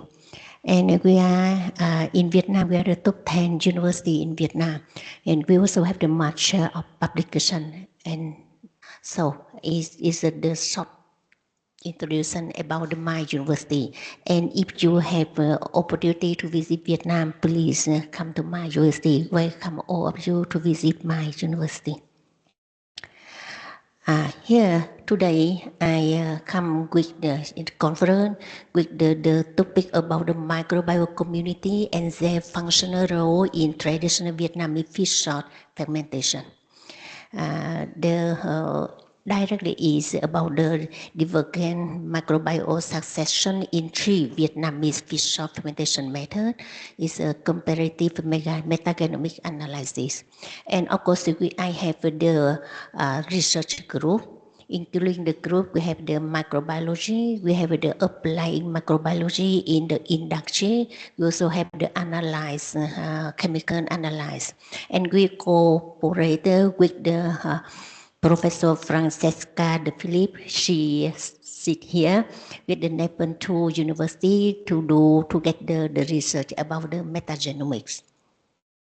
And as you know that, if you come to Vietnam, you can see everywhere we use the very small thing, but every fish, every dish we use this, it is a fish sauce. Is fish sauce. Yeah. When you call the fish and salt, many persons think that it's the salt only digestion from fish. But like the wine, if you do the wine only extraction from the grape, it's nothing. It only the liquid of sweet and sour a little, but nothing. But fermentation make the wine have the harmonized about the smell, about the aroma, about the taste. and it's similar in fish salt. It also needs to change in fermentation. And that's why we have a different kind of fish salt, many kinds of fish salt. And fish salt we use it when we cook. We use it when we eat something. And sometimes in Vietnam, some place when they do the coffee, they roast coffee, they take a little about the fish salt to improve the harmonizer of coffee. But no one knows about that. Similar like when you do the chocolate, you take a little about the chili. And no one knows inside of chili, but it's we improve the taste. It's similar of the fish salt. And when we go in the fish salt, of course, it is from the fish. Oh, sorry, because it is from the fish and the small fish we take from the ocean and we mix it with the salt. And sometimes when the boat is outside from the sea and take long time, they need to mix the salt together. And it takes around maybe 1 week before coming to the manufacture. And then in the manufacture, it will begin, it start the fermentation. Only fish and salt. And then how it fermentation occurs from the digestive of the microbiome inside in the fish. So it begins the story. How it happened, it depends on the inside, what kind of microbe inside. No one knows. The fish also doesn't know. And it depends on the size of fish. It depends on the way the fish grow in the sea. And who knows? So it will change the taste and the aroma of fish salt because of different kind inside of the fish. And it may take, generally it takes around 12 and 15 months for fermentation. It takes a long time. And then we will have a very nice color. But you know this, many persons come to Vietnam and try the fish salt. Someone likes, someone doesn't like. Why is that? Because the smell of this. Some is too strong, but some is good. And how we check. And so Vietnam is have, as I say, the long country. In the south of Vietnam, in the north of Vietnam, we have the 4 seasons, and we have the cold winter. And so as this cold winter, the fish salt is very difficult to become, to hydrolyze the protein from fish and become to amino acid. So here we use the stirring method. And in the middle of Vietnam, it's the hot and dry weather. The autumn have rain. And so here we use the hybrid method. Of course, someone also uses the third one, the pressing method, from usually using in the south of Vietnam, but in the middle, sometimes they also use. And you can see some picture of doing fish salt. It's very interesting to do, it's a fish salt. And then when for the doing, and that's you see that during the fermentation, many kind of microbiome change inside. Many things happen, too many things, and it will make the fish salt of flavor and quality. So our research focus on that area. We take the sample, We take the sample, and of course we do the analyzing metagenomics, and then we map the genome, and then we find which is which is placed the best in the fish salt, and which kind microbiome is the best, and which is wrong, and we select them and take back to the fish salt fermentation. And so For our method, in the first, of course, from the north to the south of Vietnam, we take the sample. We take sample when in the real manufacturing in the company, which is the biggest company of fish salt in that area. For example, in the north of Vietnam, we take the sample from the Cát Hải company. It's placed in the north in Hải Phòng province in Vietnam. And you can see it's a very nice seaside here, but only in winter it's cold. That's why when they chew the fish, they need to stir away. Mix salt and stirring away. So in the surface of the liquid of the inside will attack the microbiome more, and it will be hydrolyzed, the protein to amino acid. If we do the other method, it will take very, very long time. And then for in the midden of Vietnam, here the midden of Vietnam, we also have a seaside. So I think if you come to Vietnam, if we have time, we can go around Vietnam in the seaside to look around the fish salt producing. It's also very interesting. And if we take from the Thuận Hưng company, it is the place in Phan Thiết, now is in Bình Thuận province. And they use the hybrid method. How I say hybrid? Because in beginning, they need to press the fish with the salt in one like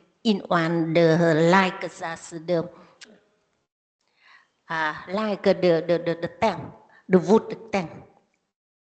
And so they will take around the liquid outside, and after they do the cycle liquid, and after around maybe around 3 months, they start to do the stirring.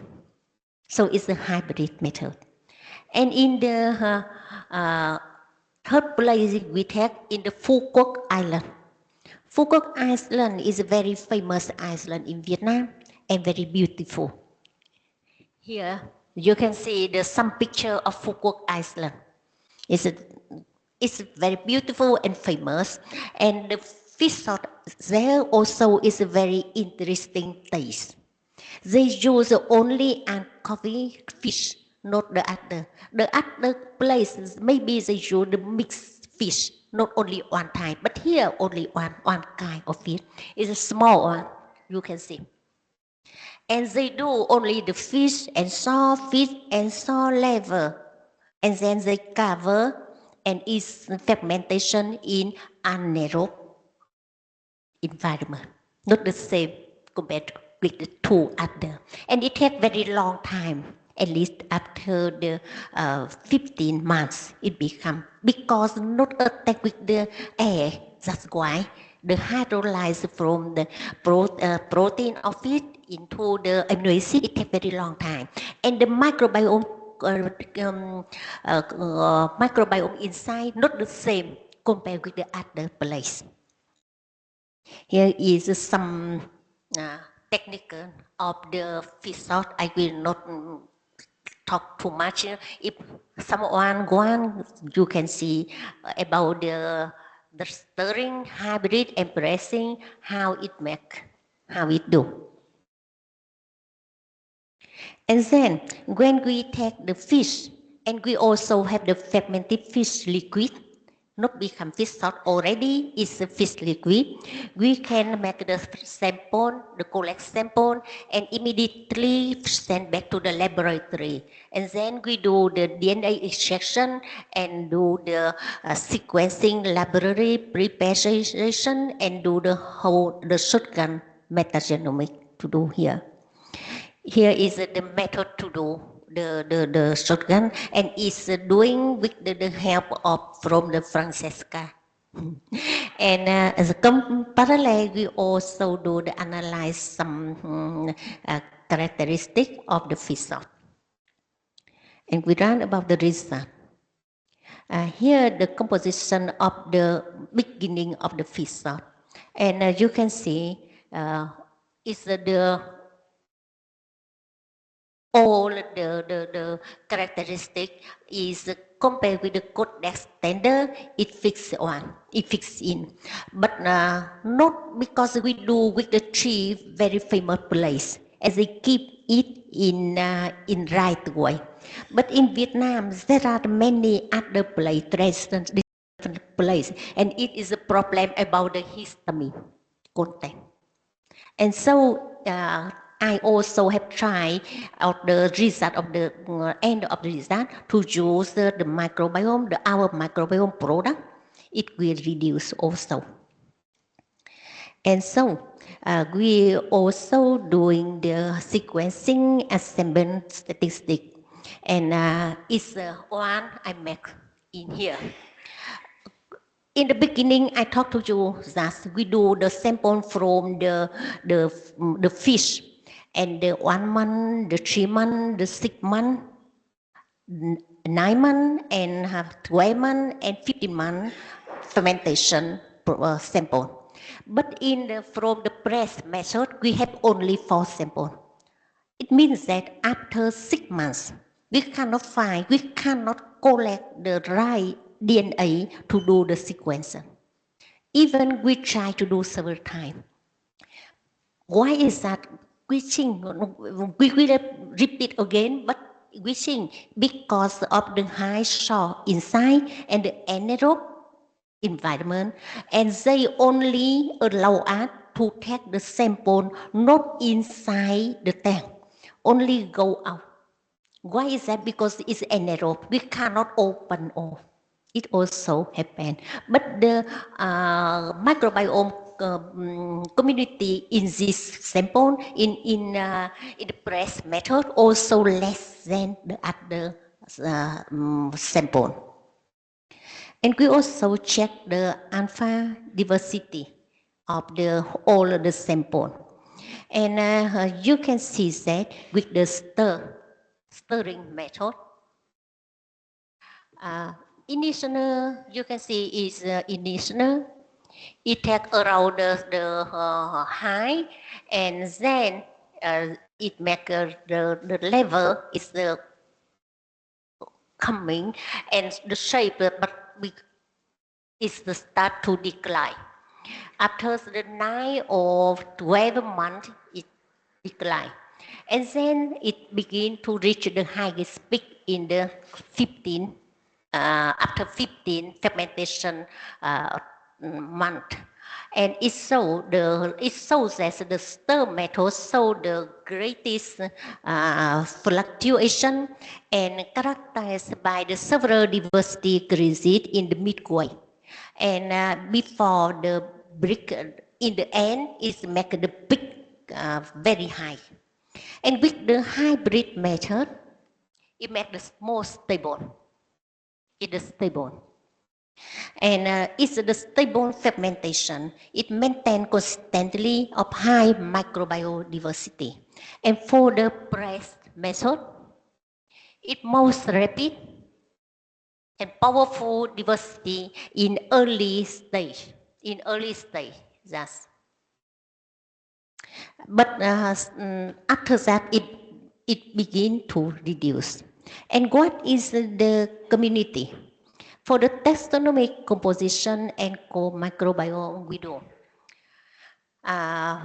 With the stirring method, you can see that in the fish, in the first, if it's very small, you can read down, Pseudomonas, maybe it will in the first is much and reduce, and in the last they become more. But for it's in the phylum, but with the genus, we have the mainly with the Halobacterium and the and the Tetragrammaticus also as well. And we also mostly is a Pseudomonas, we can see. But why is that? Because it is the salt.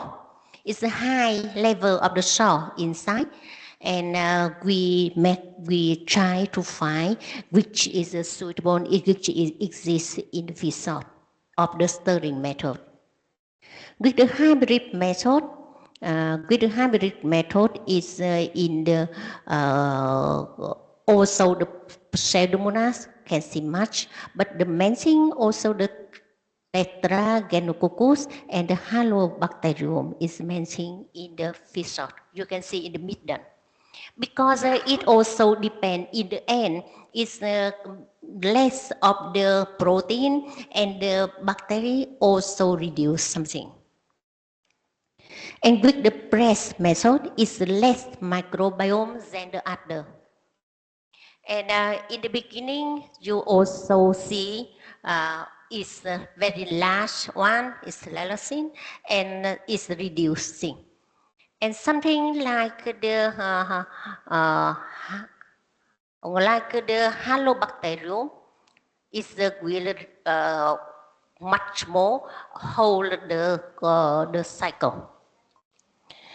And if you can see, it's when we calculate the number of each bacteria in that, we can see this is the Halobacterium tetragenoticus. But it is not easy to isolate as well. So we also doing the functional specialized because for the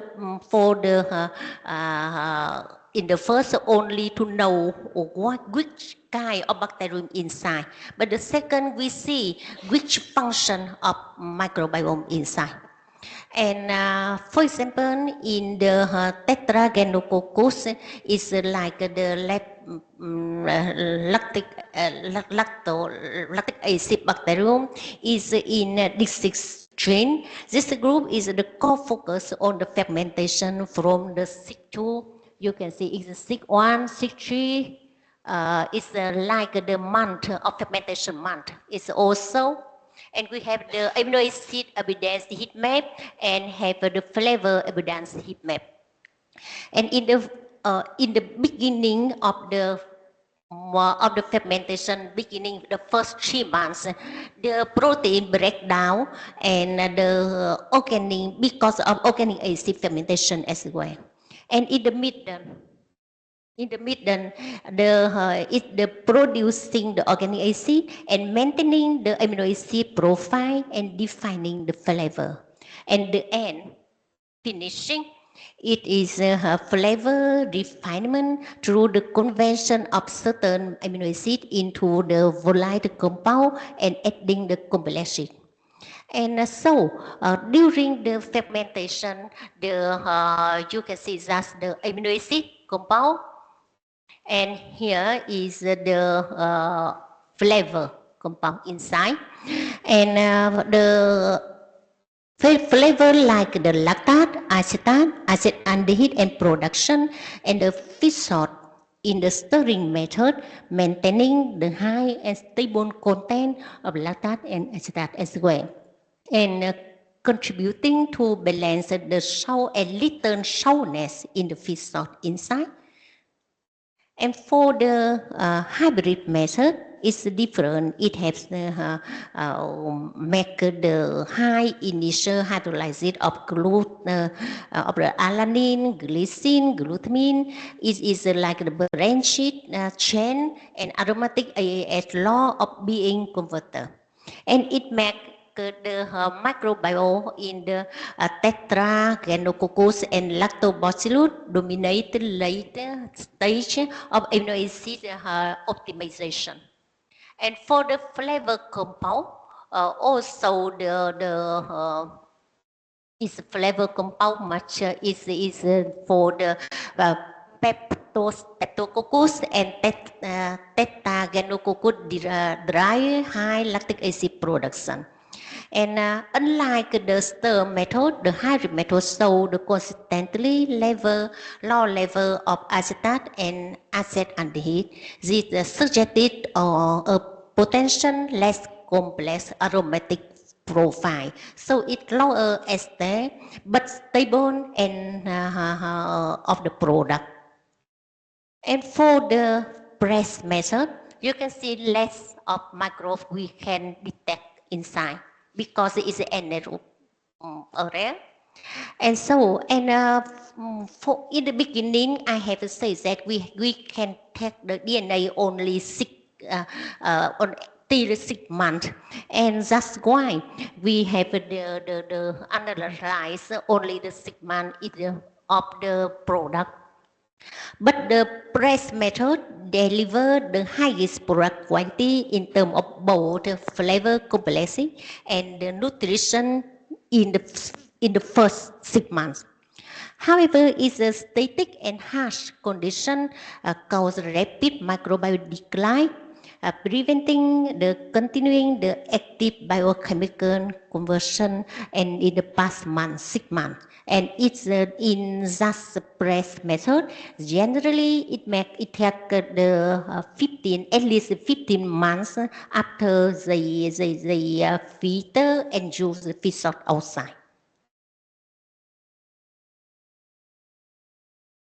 And then we also have the comparison about fish salt. And then for the both the stir and press method yield the most complex and optimal flavor profile due to the high evidence of amino acid like the umami and lactate also have much, and the acetaldehyde also.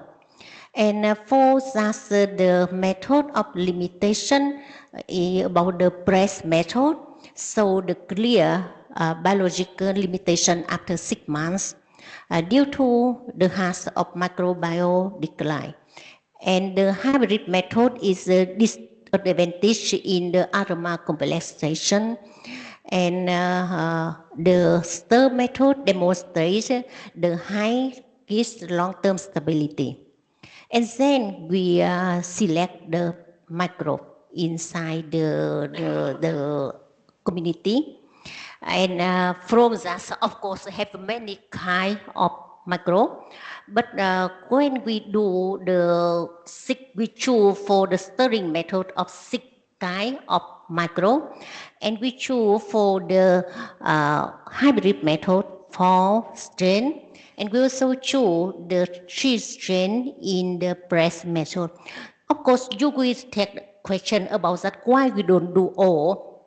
Because in the first we have not much time, and we make the shorten, and then we also continue to do the research, and we do how is it quick and not too much, would not take too much the how I say the producing, because we need to produce that microbe in the manufacture, and then you can see is the product.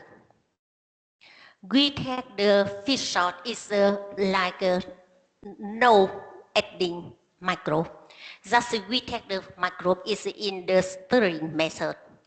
It is in the hybrid method, and it is in the press method. And the quality is different. And of course, when we take the microbe, it makes it better. And we also do the improve one thing. You know that in this year in Vietnam, there are much of storming and cold in the north of Vietnam. And the fish is very difficult to become fish sauce. And you can see, it's in one company, they have problem and send me. They have the fish salt of stirring method. It takes the 7 months of fermentation and nothing. Not become the fish salt is. And then they asked me to send them the microbiome we have selected and producing in the manufacture to give them to solve this problem in the stirring method, because we have 3 parts. And when after 1 day we use it with the 0.05%, and it becomes like that. And after 1 week it becomes that. At 2 weeks it becomes that. And so it solves just the problem, because from this cannot become the fish salt. And it is here is I don't think yeah, they do the fish salt like that, they stirring again.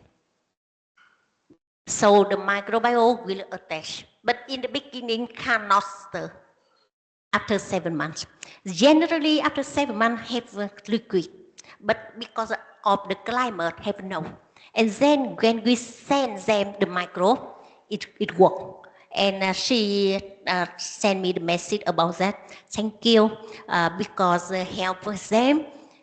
Because that now the fish salt cannot become already.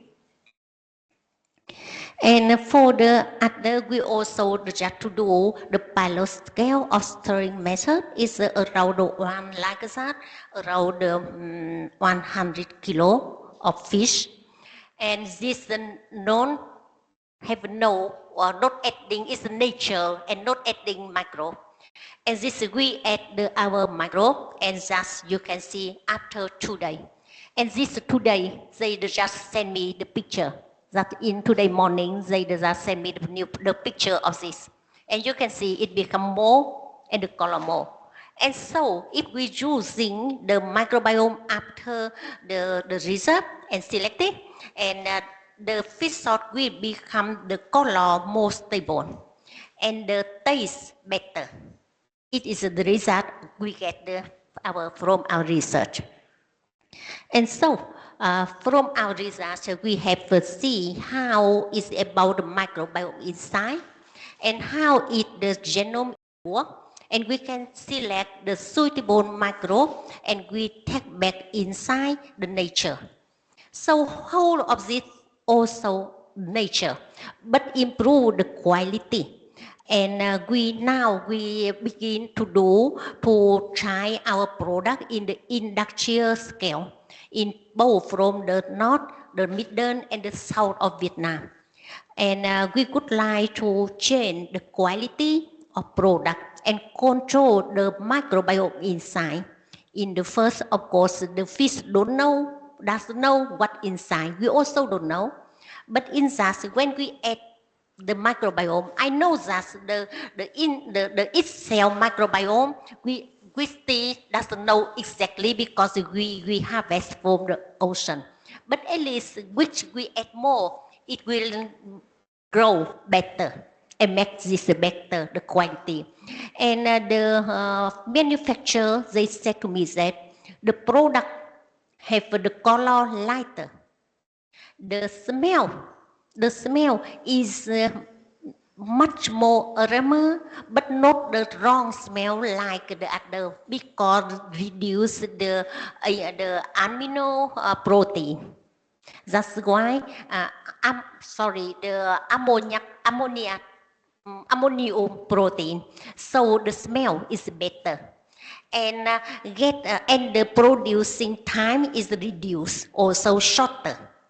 And so I think in the future, I would like to do the fish salt, not only some kind of fish like in Vietnamese method, but we can use the more other fish. And I think if we use the same method here in Hungary or in other country, it no need the climate like in Vietnam is hot, is required because we have the microbiome. And of course, fish salt we use in Vietnam, but it means that it likes the amino acid salt with the very good smell, with the aroma. We can use it inside if we know what is it. I would like to thank to our government. I would like to thank to Nepal University in Italy and the company which support us to do the project, the professor, the organizer, and everyone help us to do our project. Thank you for listening.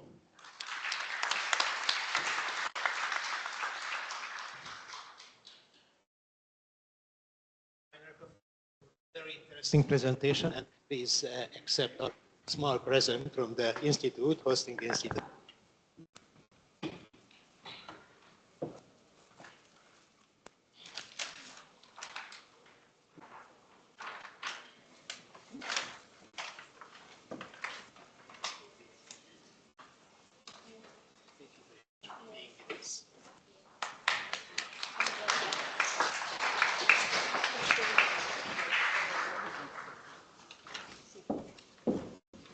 let me call to the microphone the next plenary speaker, our friend, John Luis Ziniazauku, Senior Lecturer and Chairman of Food Science Laboratories at the Kwame Nkrumah University in Ghana of Science and Technology.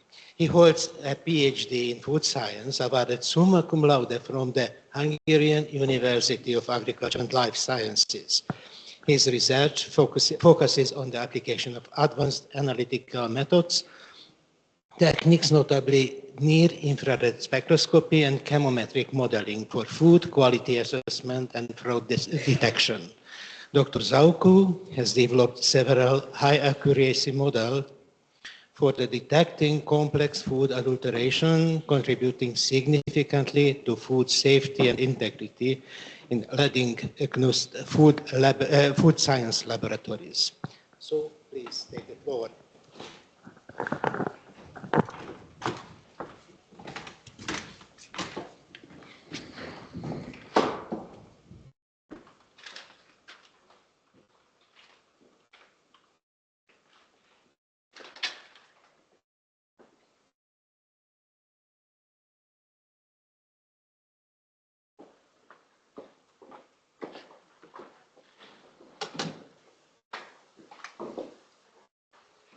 All right, thank you very much. Thank you very much, Prof. Chair. And a good morning to you all. So thank you very much again, Professor Reto Portman, and then Professor Dam, for the very enlightening presentation. So while they were presenting, I was asking myself, these are really good, innovative techniques about different extraction and isolation methods. And I was asking myself, when I go to the shop or in my lab to try to use one of these techniques, how do I know I'm using the right one? So that brings me to my topic, precision and trust. Because in the food industry, trust matters a lot. Without trust, consumers cannot rely on our products. So I'm from the Kwame Nkrumah University of Science and Technology in Ghana. And I would initiate my presentation with a story about food security.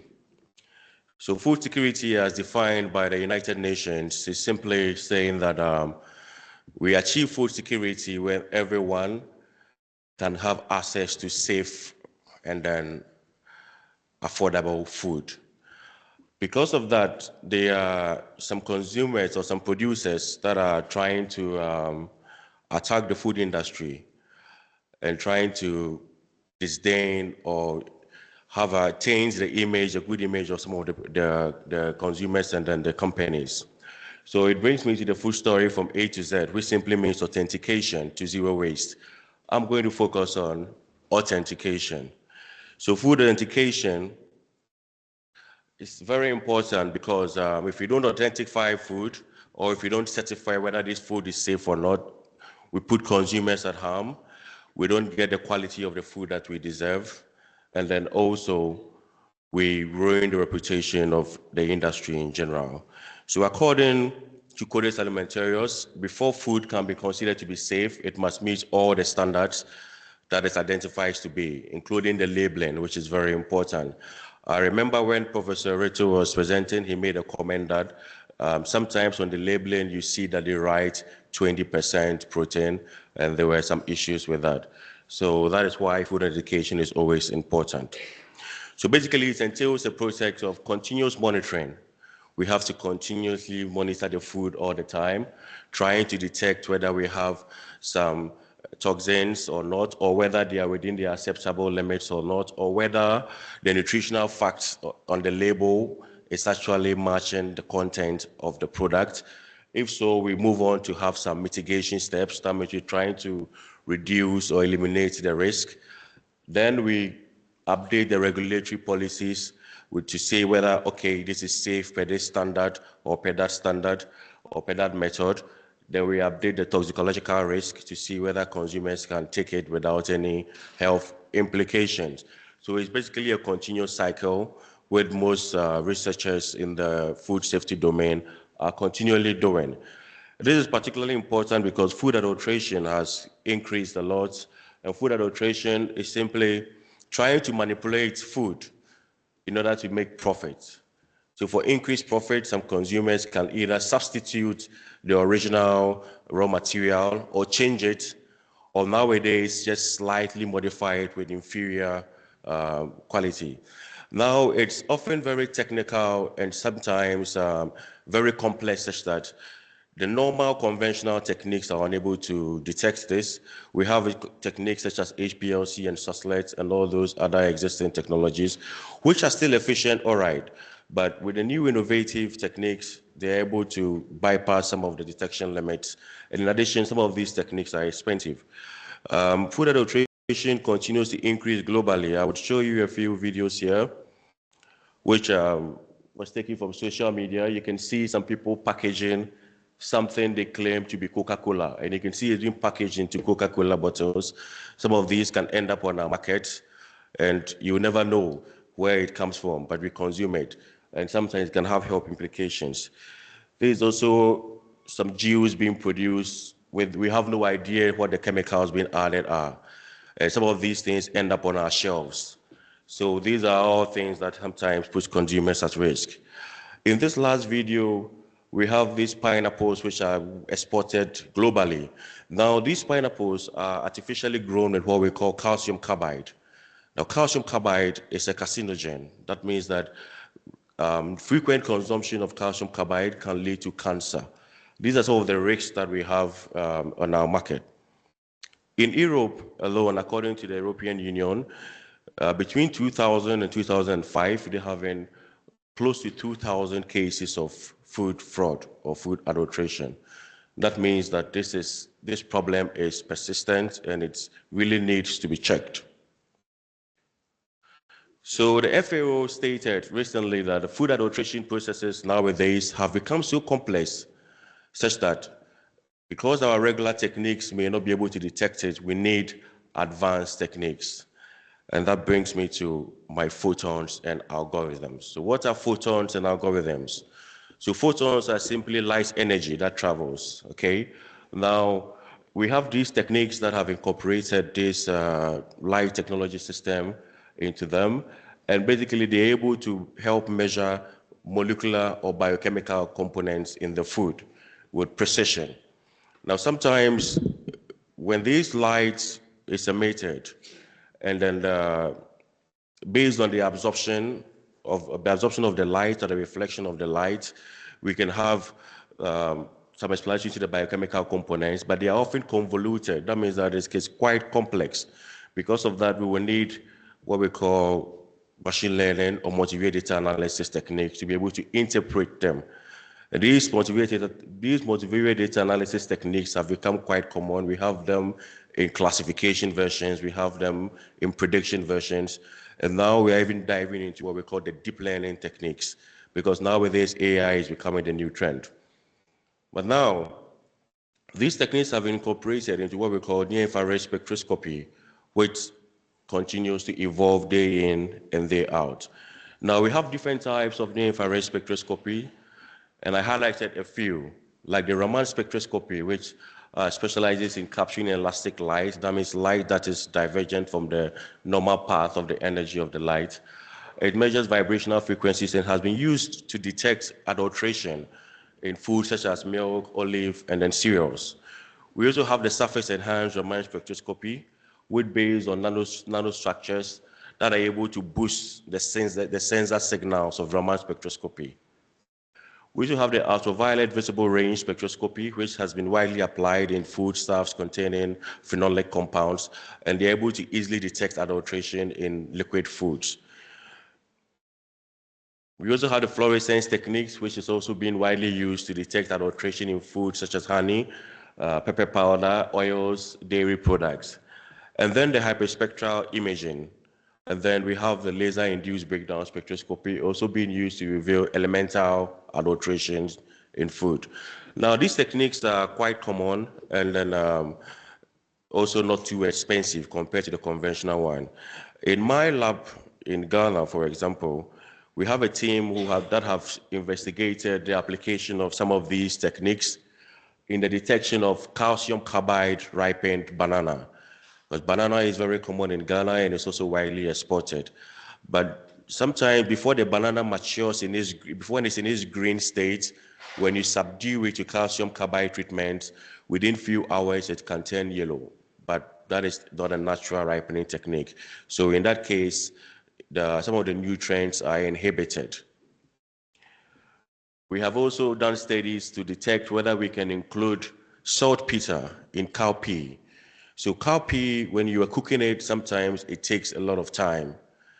So what some people do is they add saltpeter into it so that it makes it softer. But saltpeter can give you digestion issues and it can even lead to diarrhea.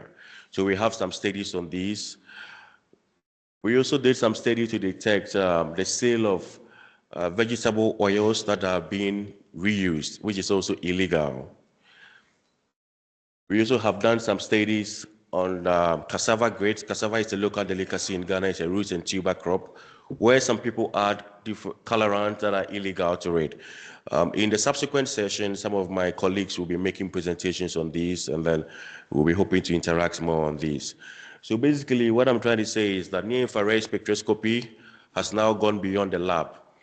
So now nowadays we have handheld versions that can be taken to the field for remote analysis. So what that means is that you don't need to go and take the sample and bring it to the lab. You go to your site and then you scan it, and then you can have your results almost instantly. So it has gone beyond the lab and now is being used in handheld versions. These are mostly used by the regulatory authorities, mostly at the checkpoints, at the border checkpoints, where they receive the foods. So some of them come in like a gun form, already with battery size, portable battery size. They can even be in your pocket. So you just scan it and instantly it gives you the results. But even with these, now we need to think of the next step, because when you scan it, what happens next? So the device needs to be connected to the cloud services. So such that as immediately you scan it, the spectra is immediately uploaded to the cloud services, because the model has already been generated and then calibrated in the cloud system. So it checks your model, then immediately it gives you a feedback whether this is good or this is bad. And this is at the regulatory level. So these handheld devices have been applied, for example, in a study by Brady et al., where they use this handheld portable version, and they use it to detect coffee adulteration, when people were adding the coffee husk to the coffee itself and selling it as original coffee Robusta, which is quite expensive. So they use some machine learning techniques or chemometric techniques, and also they could arrive at a result of 98% and then 100% in prediction of the adulterant concentration. So this couldn't have been done without exporting the data to cloud system, where we have the Internet of Things. So a similar study was reported also, where the handheld study was used to detect soluble solids in wines and then grapes. This is particularly important because wine and grapes are naturally expensive products, and therefore their preparation must be done carefully. So with this also, they applied chemometric techniques where they got prediction values as high, with an R-square coefficient as high as 0.81. This again couldn't have been done without the Internet of Things. Recently, I also came across a study where students monitored the production of beer through this cloud system. So they had set up a lab they had a lab where they were checking for they were monitoring the fermentation process of beer, especially the malting stage, where the germination starts and the biochemical process starts to change. So instead of being in the lab and constantly monitoring it, they had just set up this photonic system which constantly kept capturing the data and sending it to the cloud system, and they were at home. So just relax at home and just getting the feedback on their mobile phones, which we think it's also a great step. Christian Hack and his colleagues also talked about these NIR spectroscopies, especially the handheld versions and cloud systems, in the application of for detection of palm oil adulteration and other food products. So basically, handheld or portable spectrometers are going to the next level. These are the future. It's quite clear because now, beyond the lab, what researchers are now doing is we are trying to incorporate some techniques or some instrumental advances such that we can carry them along even on our mobile phones. This is still research in progress because it's going to need a lot of physics, technical physics there. But nonetheless, it is still work in progress, and there are some studies that have done, that have reported such outcomes. So it's quite clear that simply photons and NIR spectrometers are going to be very, very reliable and very much needed in the future.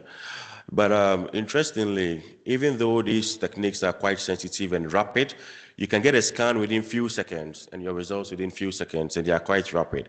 But generally, there are some gaps such as the development of the calibration model. And because basically NIR is like looking for a needle in a haystack, you know. You have a lot of, if you're familiar with NIR, you see that the spectra are so many, and sometimes it's difficult to identify even the peaks. So we need advanced data analytical methods. And I will talk about a few, such as the aquaphotomics theory, which basically tries to take advantage of the water metrics. So we have absorption bands and the overtone region of the water, where we use the hydrogen bonds and absorption bands based on the water spectral patterns to detect whether this food is authentic or not. So it's an approach that can be explored now in the form of data analysis. We also are encouraging the use of nanophenotyping, where we try to now we don't just say, for example, this product is fake or this product is not original, but we want to identify exactly which part is fake. If it's a flour, is it the whole flour or just a particular component? And if it's adulterated or if it contains some illegal substance, at what point at the subcellular level can we find it?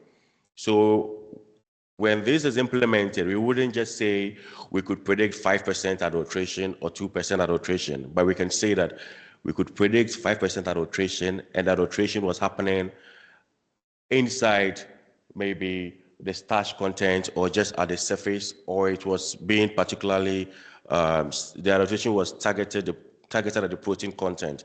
For example, when people adulterate milk substances with amino acids, we can be able to pinpoint that this particular amino acid no longer exists in this milk product. So that is the next step in the area of photonics for food authentication. And for these, researchers are proposing that we combine microscopy with NIR spectroscopy. Since NIR just gives us the absorption bands, microscopy can give us the subcellular explanation of what is going on. And also, they are introducing techniques to break the diffraction limit of the light and use advanced scanning probes that are very small and much portable than what we already have, such that we can even just connect them to our phone, or even with Bluetooth devices with our phone. Some studies have even used phone cameras already to try to detect these adulterations. We also have what we call the generative AI models, where for this technique, we are trying to simulate the fraudster. So instead of waiting for the product to get to the port or to get to this market or to get to the shop or to the market, then we say it's fake, we can try to do it in our labs. So basically what we do is that we use artificial intelligence and deep learning models to simulate the spectra. So we can have the original spectra of the product, which we have measured in the lab. Then using the models, we can calculate the standard deviations or try to calculate some expected adulterant level of 0.1 or 0.2, very minute concentrations. So the deep learning models can fake these synthetic spectra, and then we have also the false spectra, which can also be generated by ourselves. So with these, we can generate as many spectra and have a huge database without even going to the market. So once we have such a huge database, then the validity of our model can be reliable, because we know that whatever adulteration method that is used or whatever concentration that is used, it should have been tested in our database using these generative AI tools. We also have the algorithmic reg teaming, where we are trying to propose a library We have a general library with the cloud, Internet of Things, where anybody can access it from any point in time and from any part of the world. You can simply just upload your spectra and it can tell you that this product contains Sudan dye or not, or this product is actually authentic, or we can say this product was processed with maybe this fish sauce was processed with a stirring method, so we can have all the calibrated models there in the cloud. With internet, anybody can have access to it. So that means we are taking the digital twins to the next level, because NIL cannot take place without digitalization. We have already done it in the labs. We have tried to apply it at the regulatory sites and centers, and now we need to take it out. So I will conclude by saying that food adulteration is often invisible to the eye because it is technical. We have existing techniques already that are applicable, but they have issues of sensitivity, economic implications, and they can be slow. Then we have the future, where it's photonics with algorithms combined. So basically, this is how the future looks. You can go to the store, pick up your product, you read about the nutritional content on the label, you scan it, it tells you it is correct or it is incorrect. You make a decision whether to buy or not, and then you leave as a happy customer. Thank you very much, and I would like to extend my appreciation to the organizers of the conference for this opportunity. Thank you.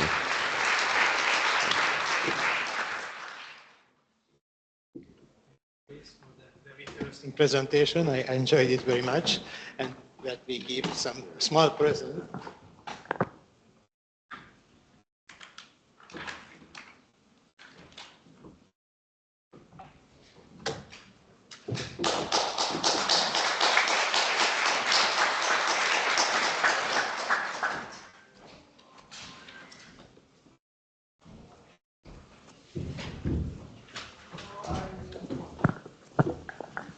I would like to introduce our next speaker, Francesca De Filippis. She is Associate Professor of Microbiology at the Department of Agricultural Sciences of the University of Naples, Federico II, Italy. She is a microbial ecologist with a background in food science. She participated in several national and European projects, and her research interest spanned from the food microbiology to the interconnection among diet, human microbiome health. This is a very hot topic, so I pass your microphone, so please. Thank you. And thanks to the organizers for inviting me here. Basically, fermented foods are part of our diet since several centuries. We have the first archaeological findings about fermented foods that date back to 7,000 years, more or less, before Christ. When we talk about fermented foods, we have to talk about lactic acid bacteria. Lactic acid bacteria are widespread in several environments. Here I highlighted some of the species that are commonly found in several fermented foods that we consume. And basically their lifestyle, so their habitual environment. You can see that several of the lactic acid bacteria that we normally find in fermented foods basically come from different environments. So some of them are associated to different type of host, vertebrate, insects, but also we have some of them that are commonly found in the environment, so in plant-associated microbiome and so on. Lactic acid, when we started to use backsloping for producing fermented foods, so more or less after the agricultural revolution, we started to basically exert a selective pressure on the microbiome. So basically several lactic acid bacteria and also other microbes genomically adapted to the specific food environment due to the selective pressure exerted by humans, basically, so by the backsloping technique. When we talk of fermented foods, there are actually several speculations in literature about the impact of fermented foods on our gut microbiome and on the interaction through the gut microbiome with human health. This is a recent review that we published 1 year ago, more or less, where we reviewed all the clinical trials available on fermented foods. And basically what we found is that there are several clinical trials in literature comparing the effect of fermented foods on human health and on gut microbiome. Targeting different health outcomes, so going from gastrointestinal disease to diabetes, metabolic syndrome, and so on. But there are several controversial results about the impact of fermented foods on human health. And also most of the clinical trials do not consider a complex consumption pattern. So basically most of them are focused on a single fermented food, while we know that in the habitual diet we consume different type of foods. And not always the impact on gut microbiome was evaluated. Indeed, the International Scientific Association for Probiotics and Prebiotics, the ISAP, started to include in its research topics also fermented foods.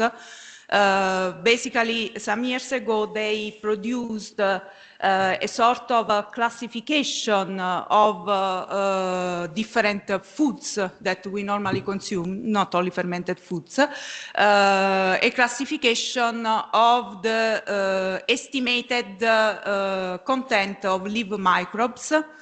And basically they classified the different foods according to the concentration of live microbes. And of course, most of the fermented foods that we consume fall in the high concentration category. Using this classification, later they evaluated the impact on health of the consumption of live microbes in the diet. So basically, using a huge population of around 40,000 individuals, they tried to correlate the intake in the diet of live microbes with different health parameters.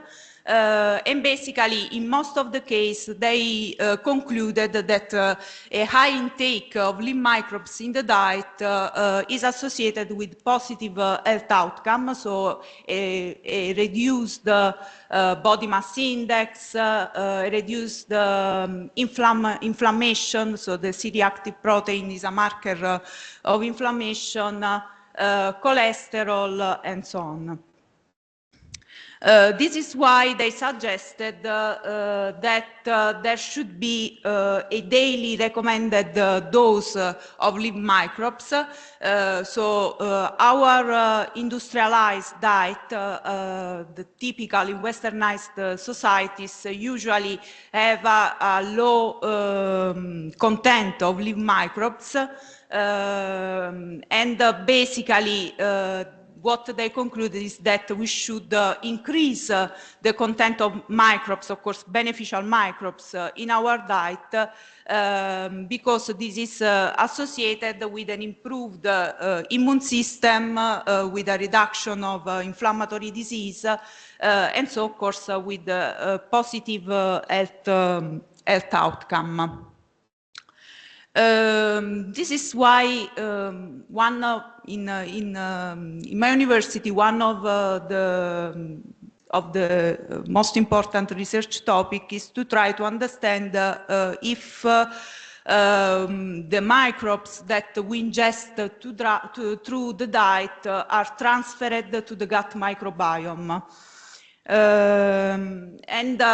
Some years ago, we were involved in this European project that developed the first metagenome catalog of foods, where we included more than 2,500 food metagenome, most of them coming from fermented foods.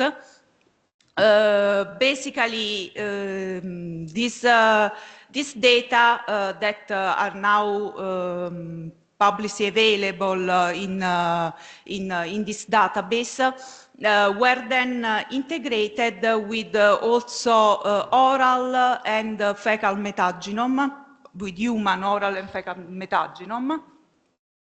What we found, first of all, is that there is a high percentage of unknown species.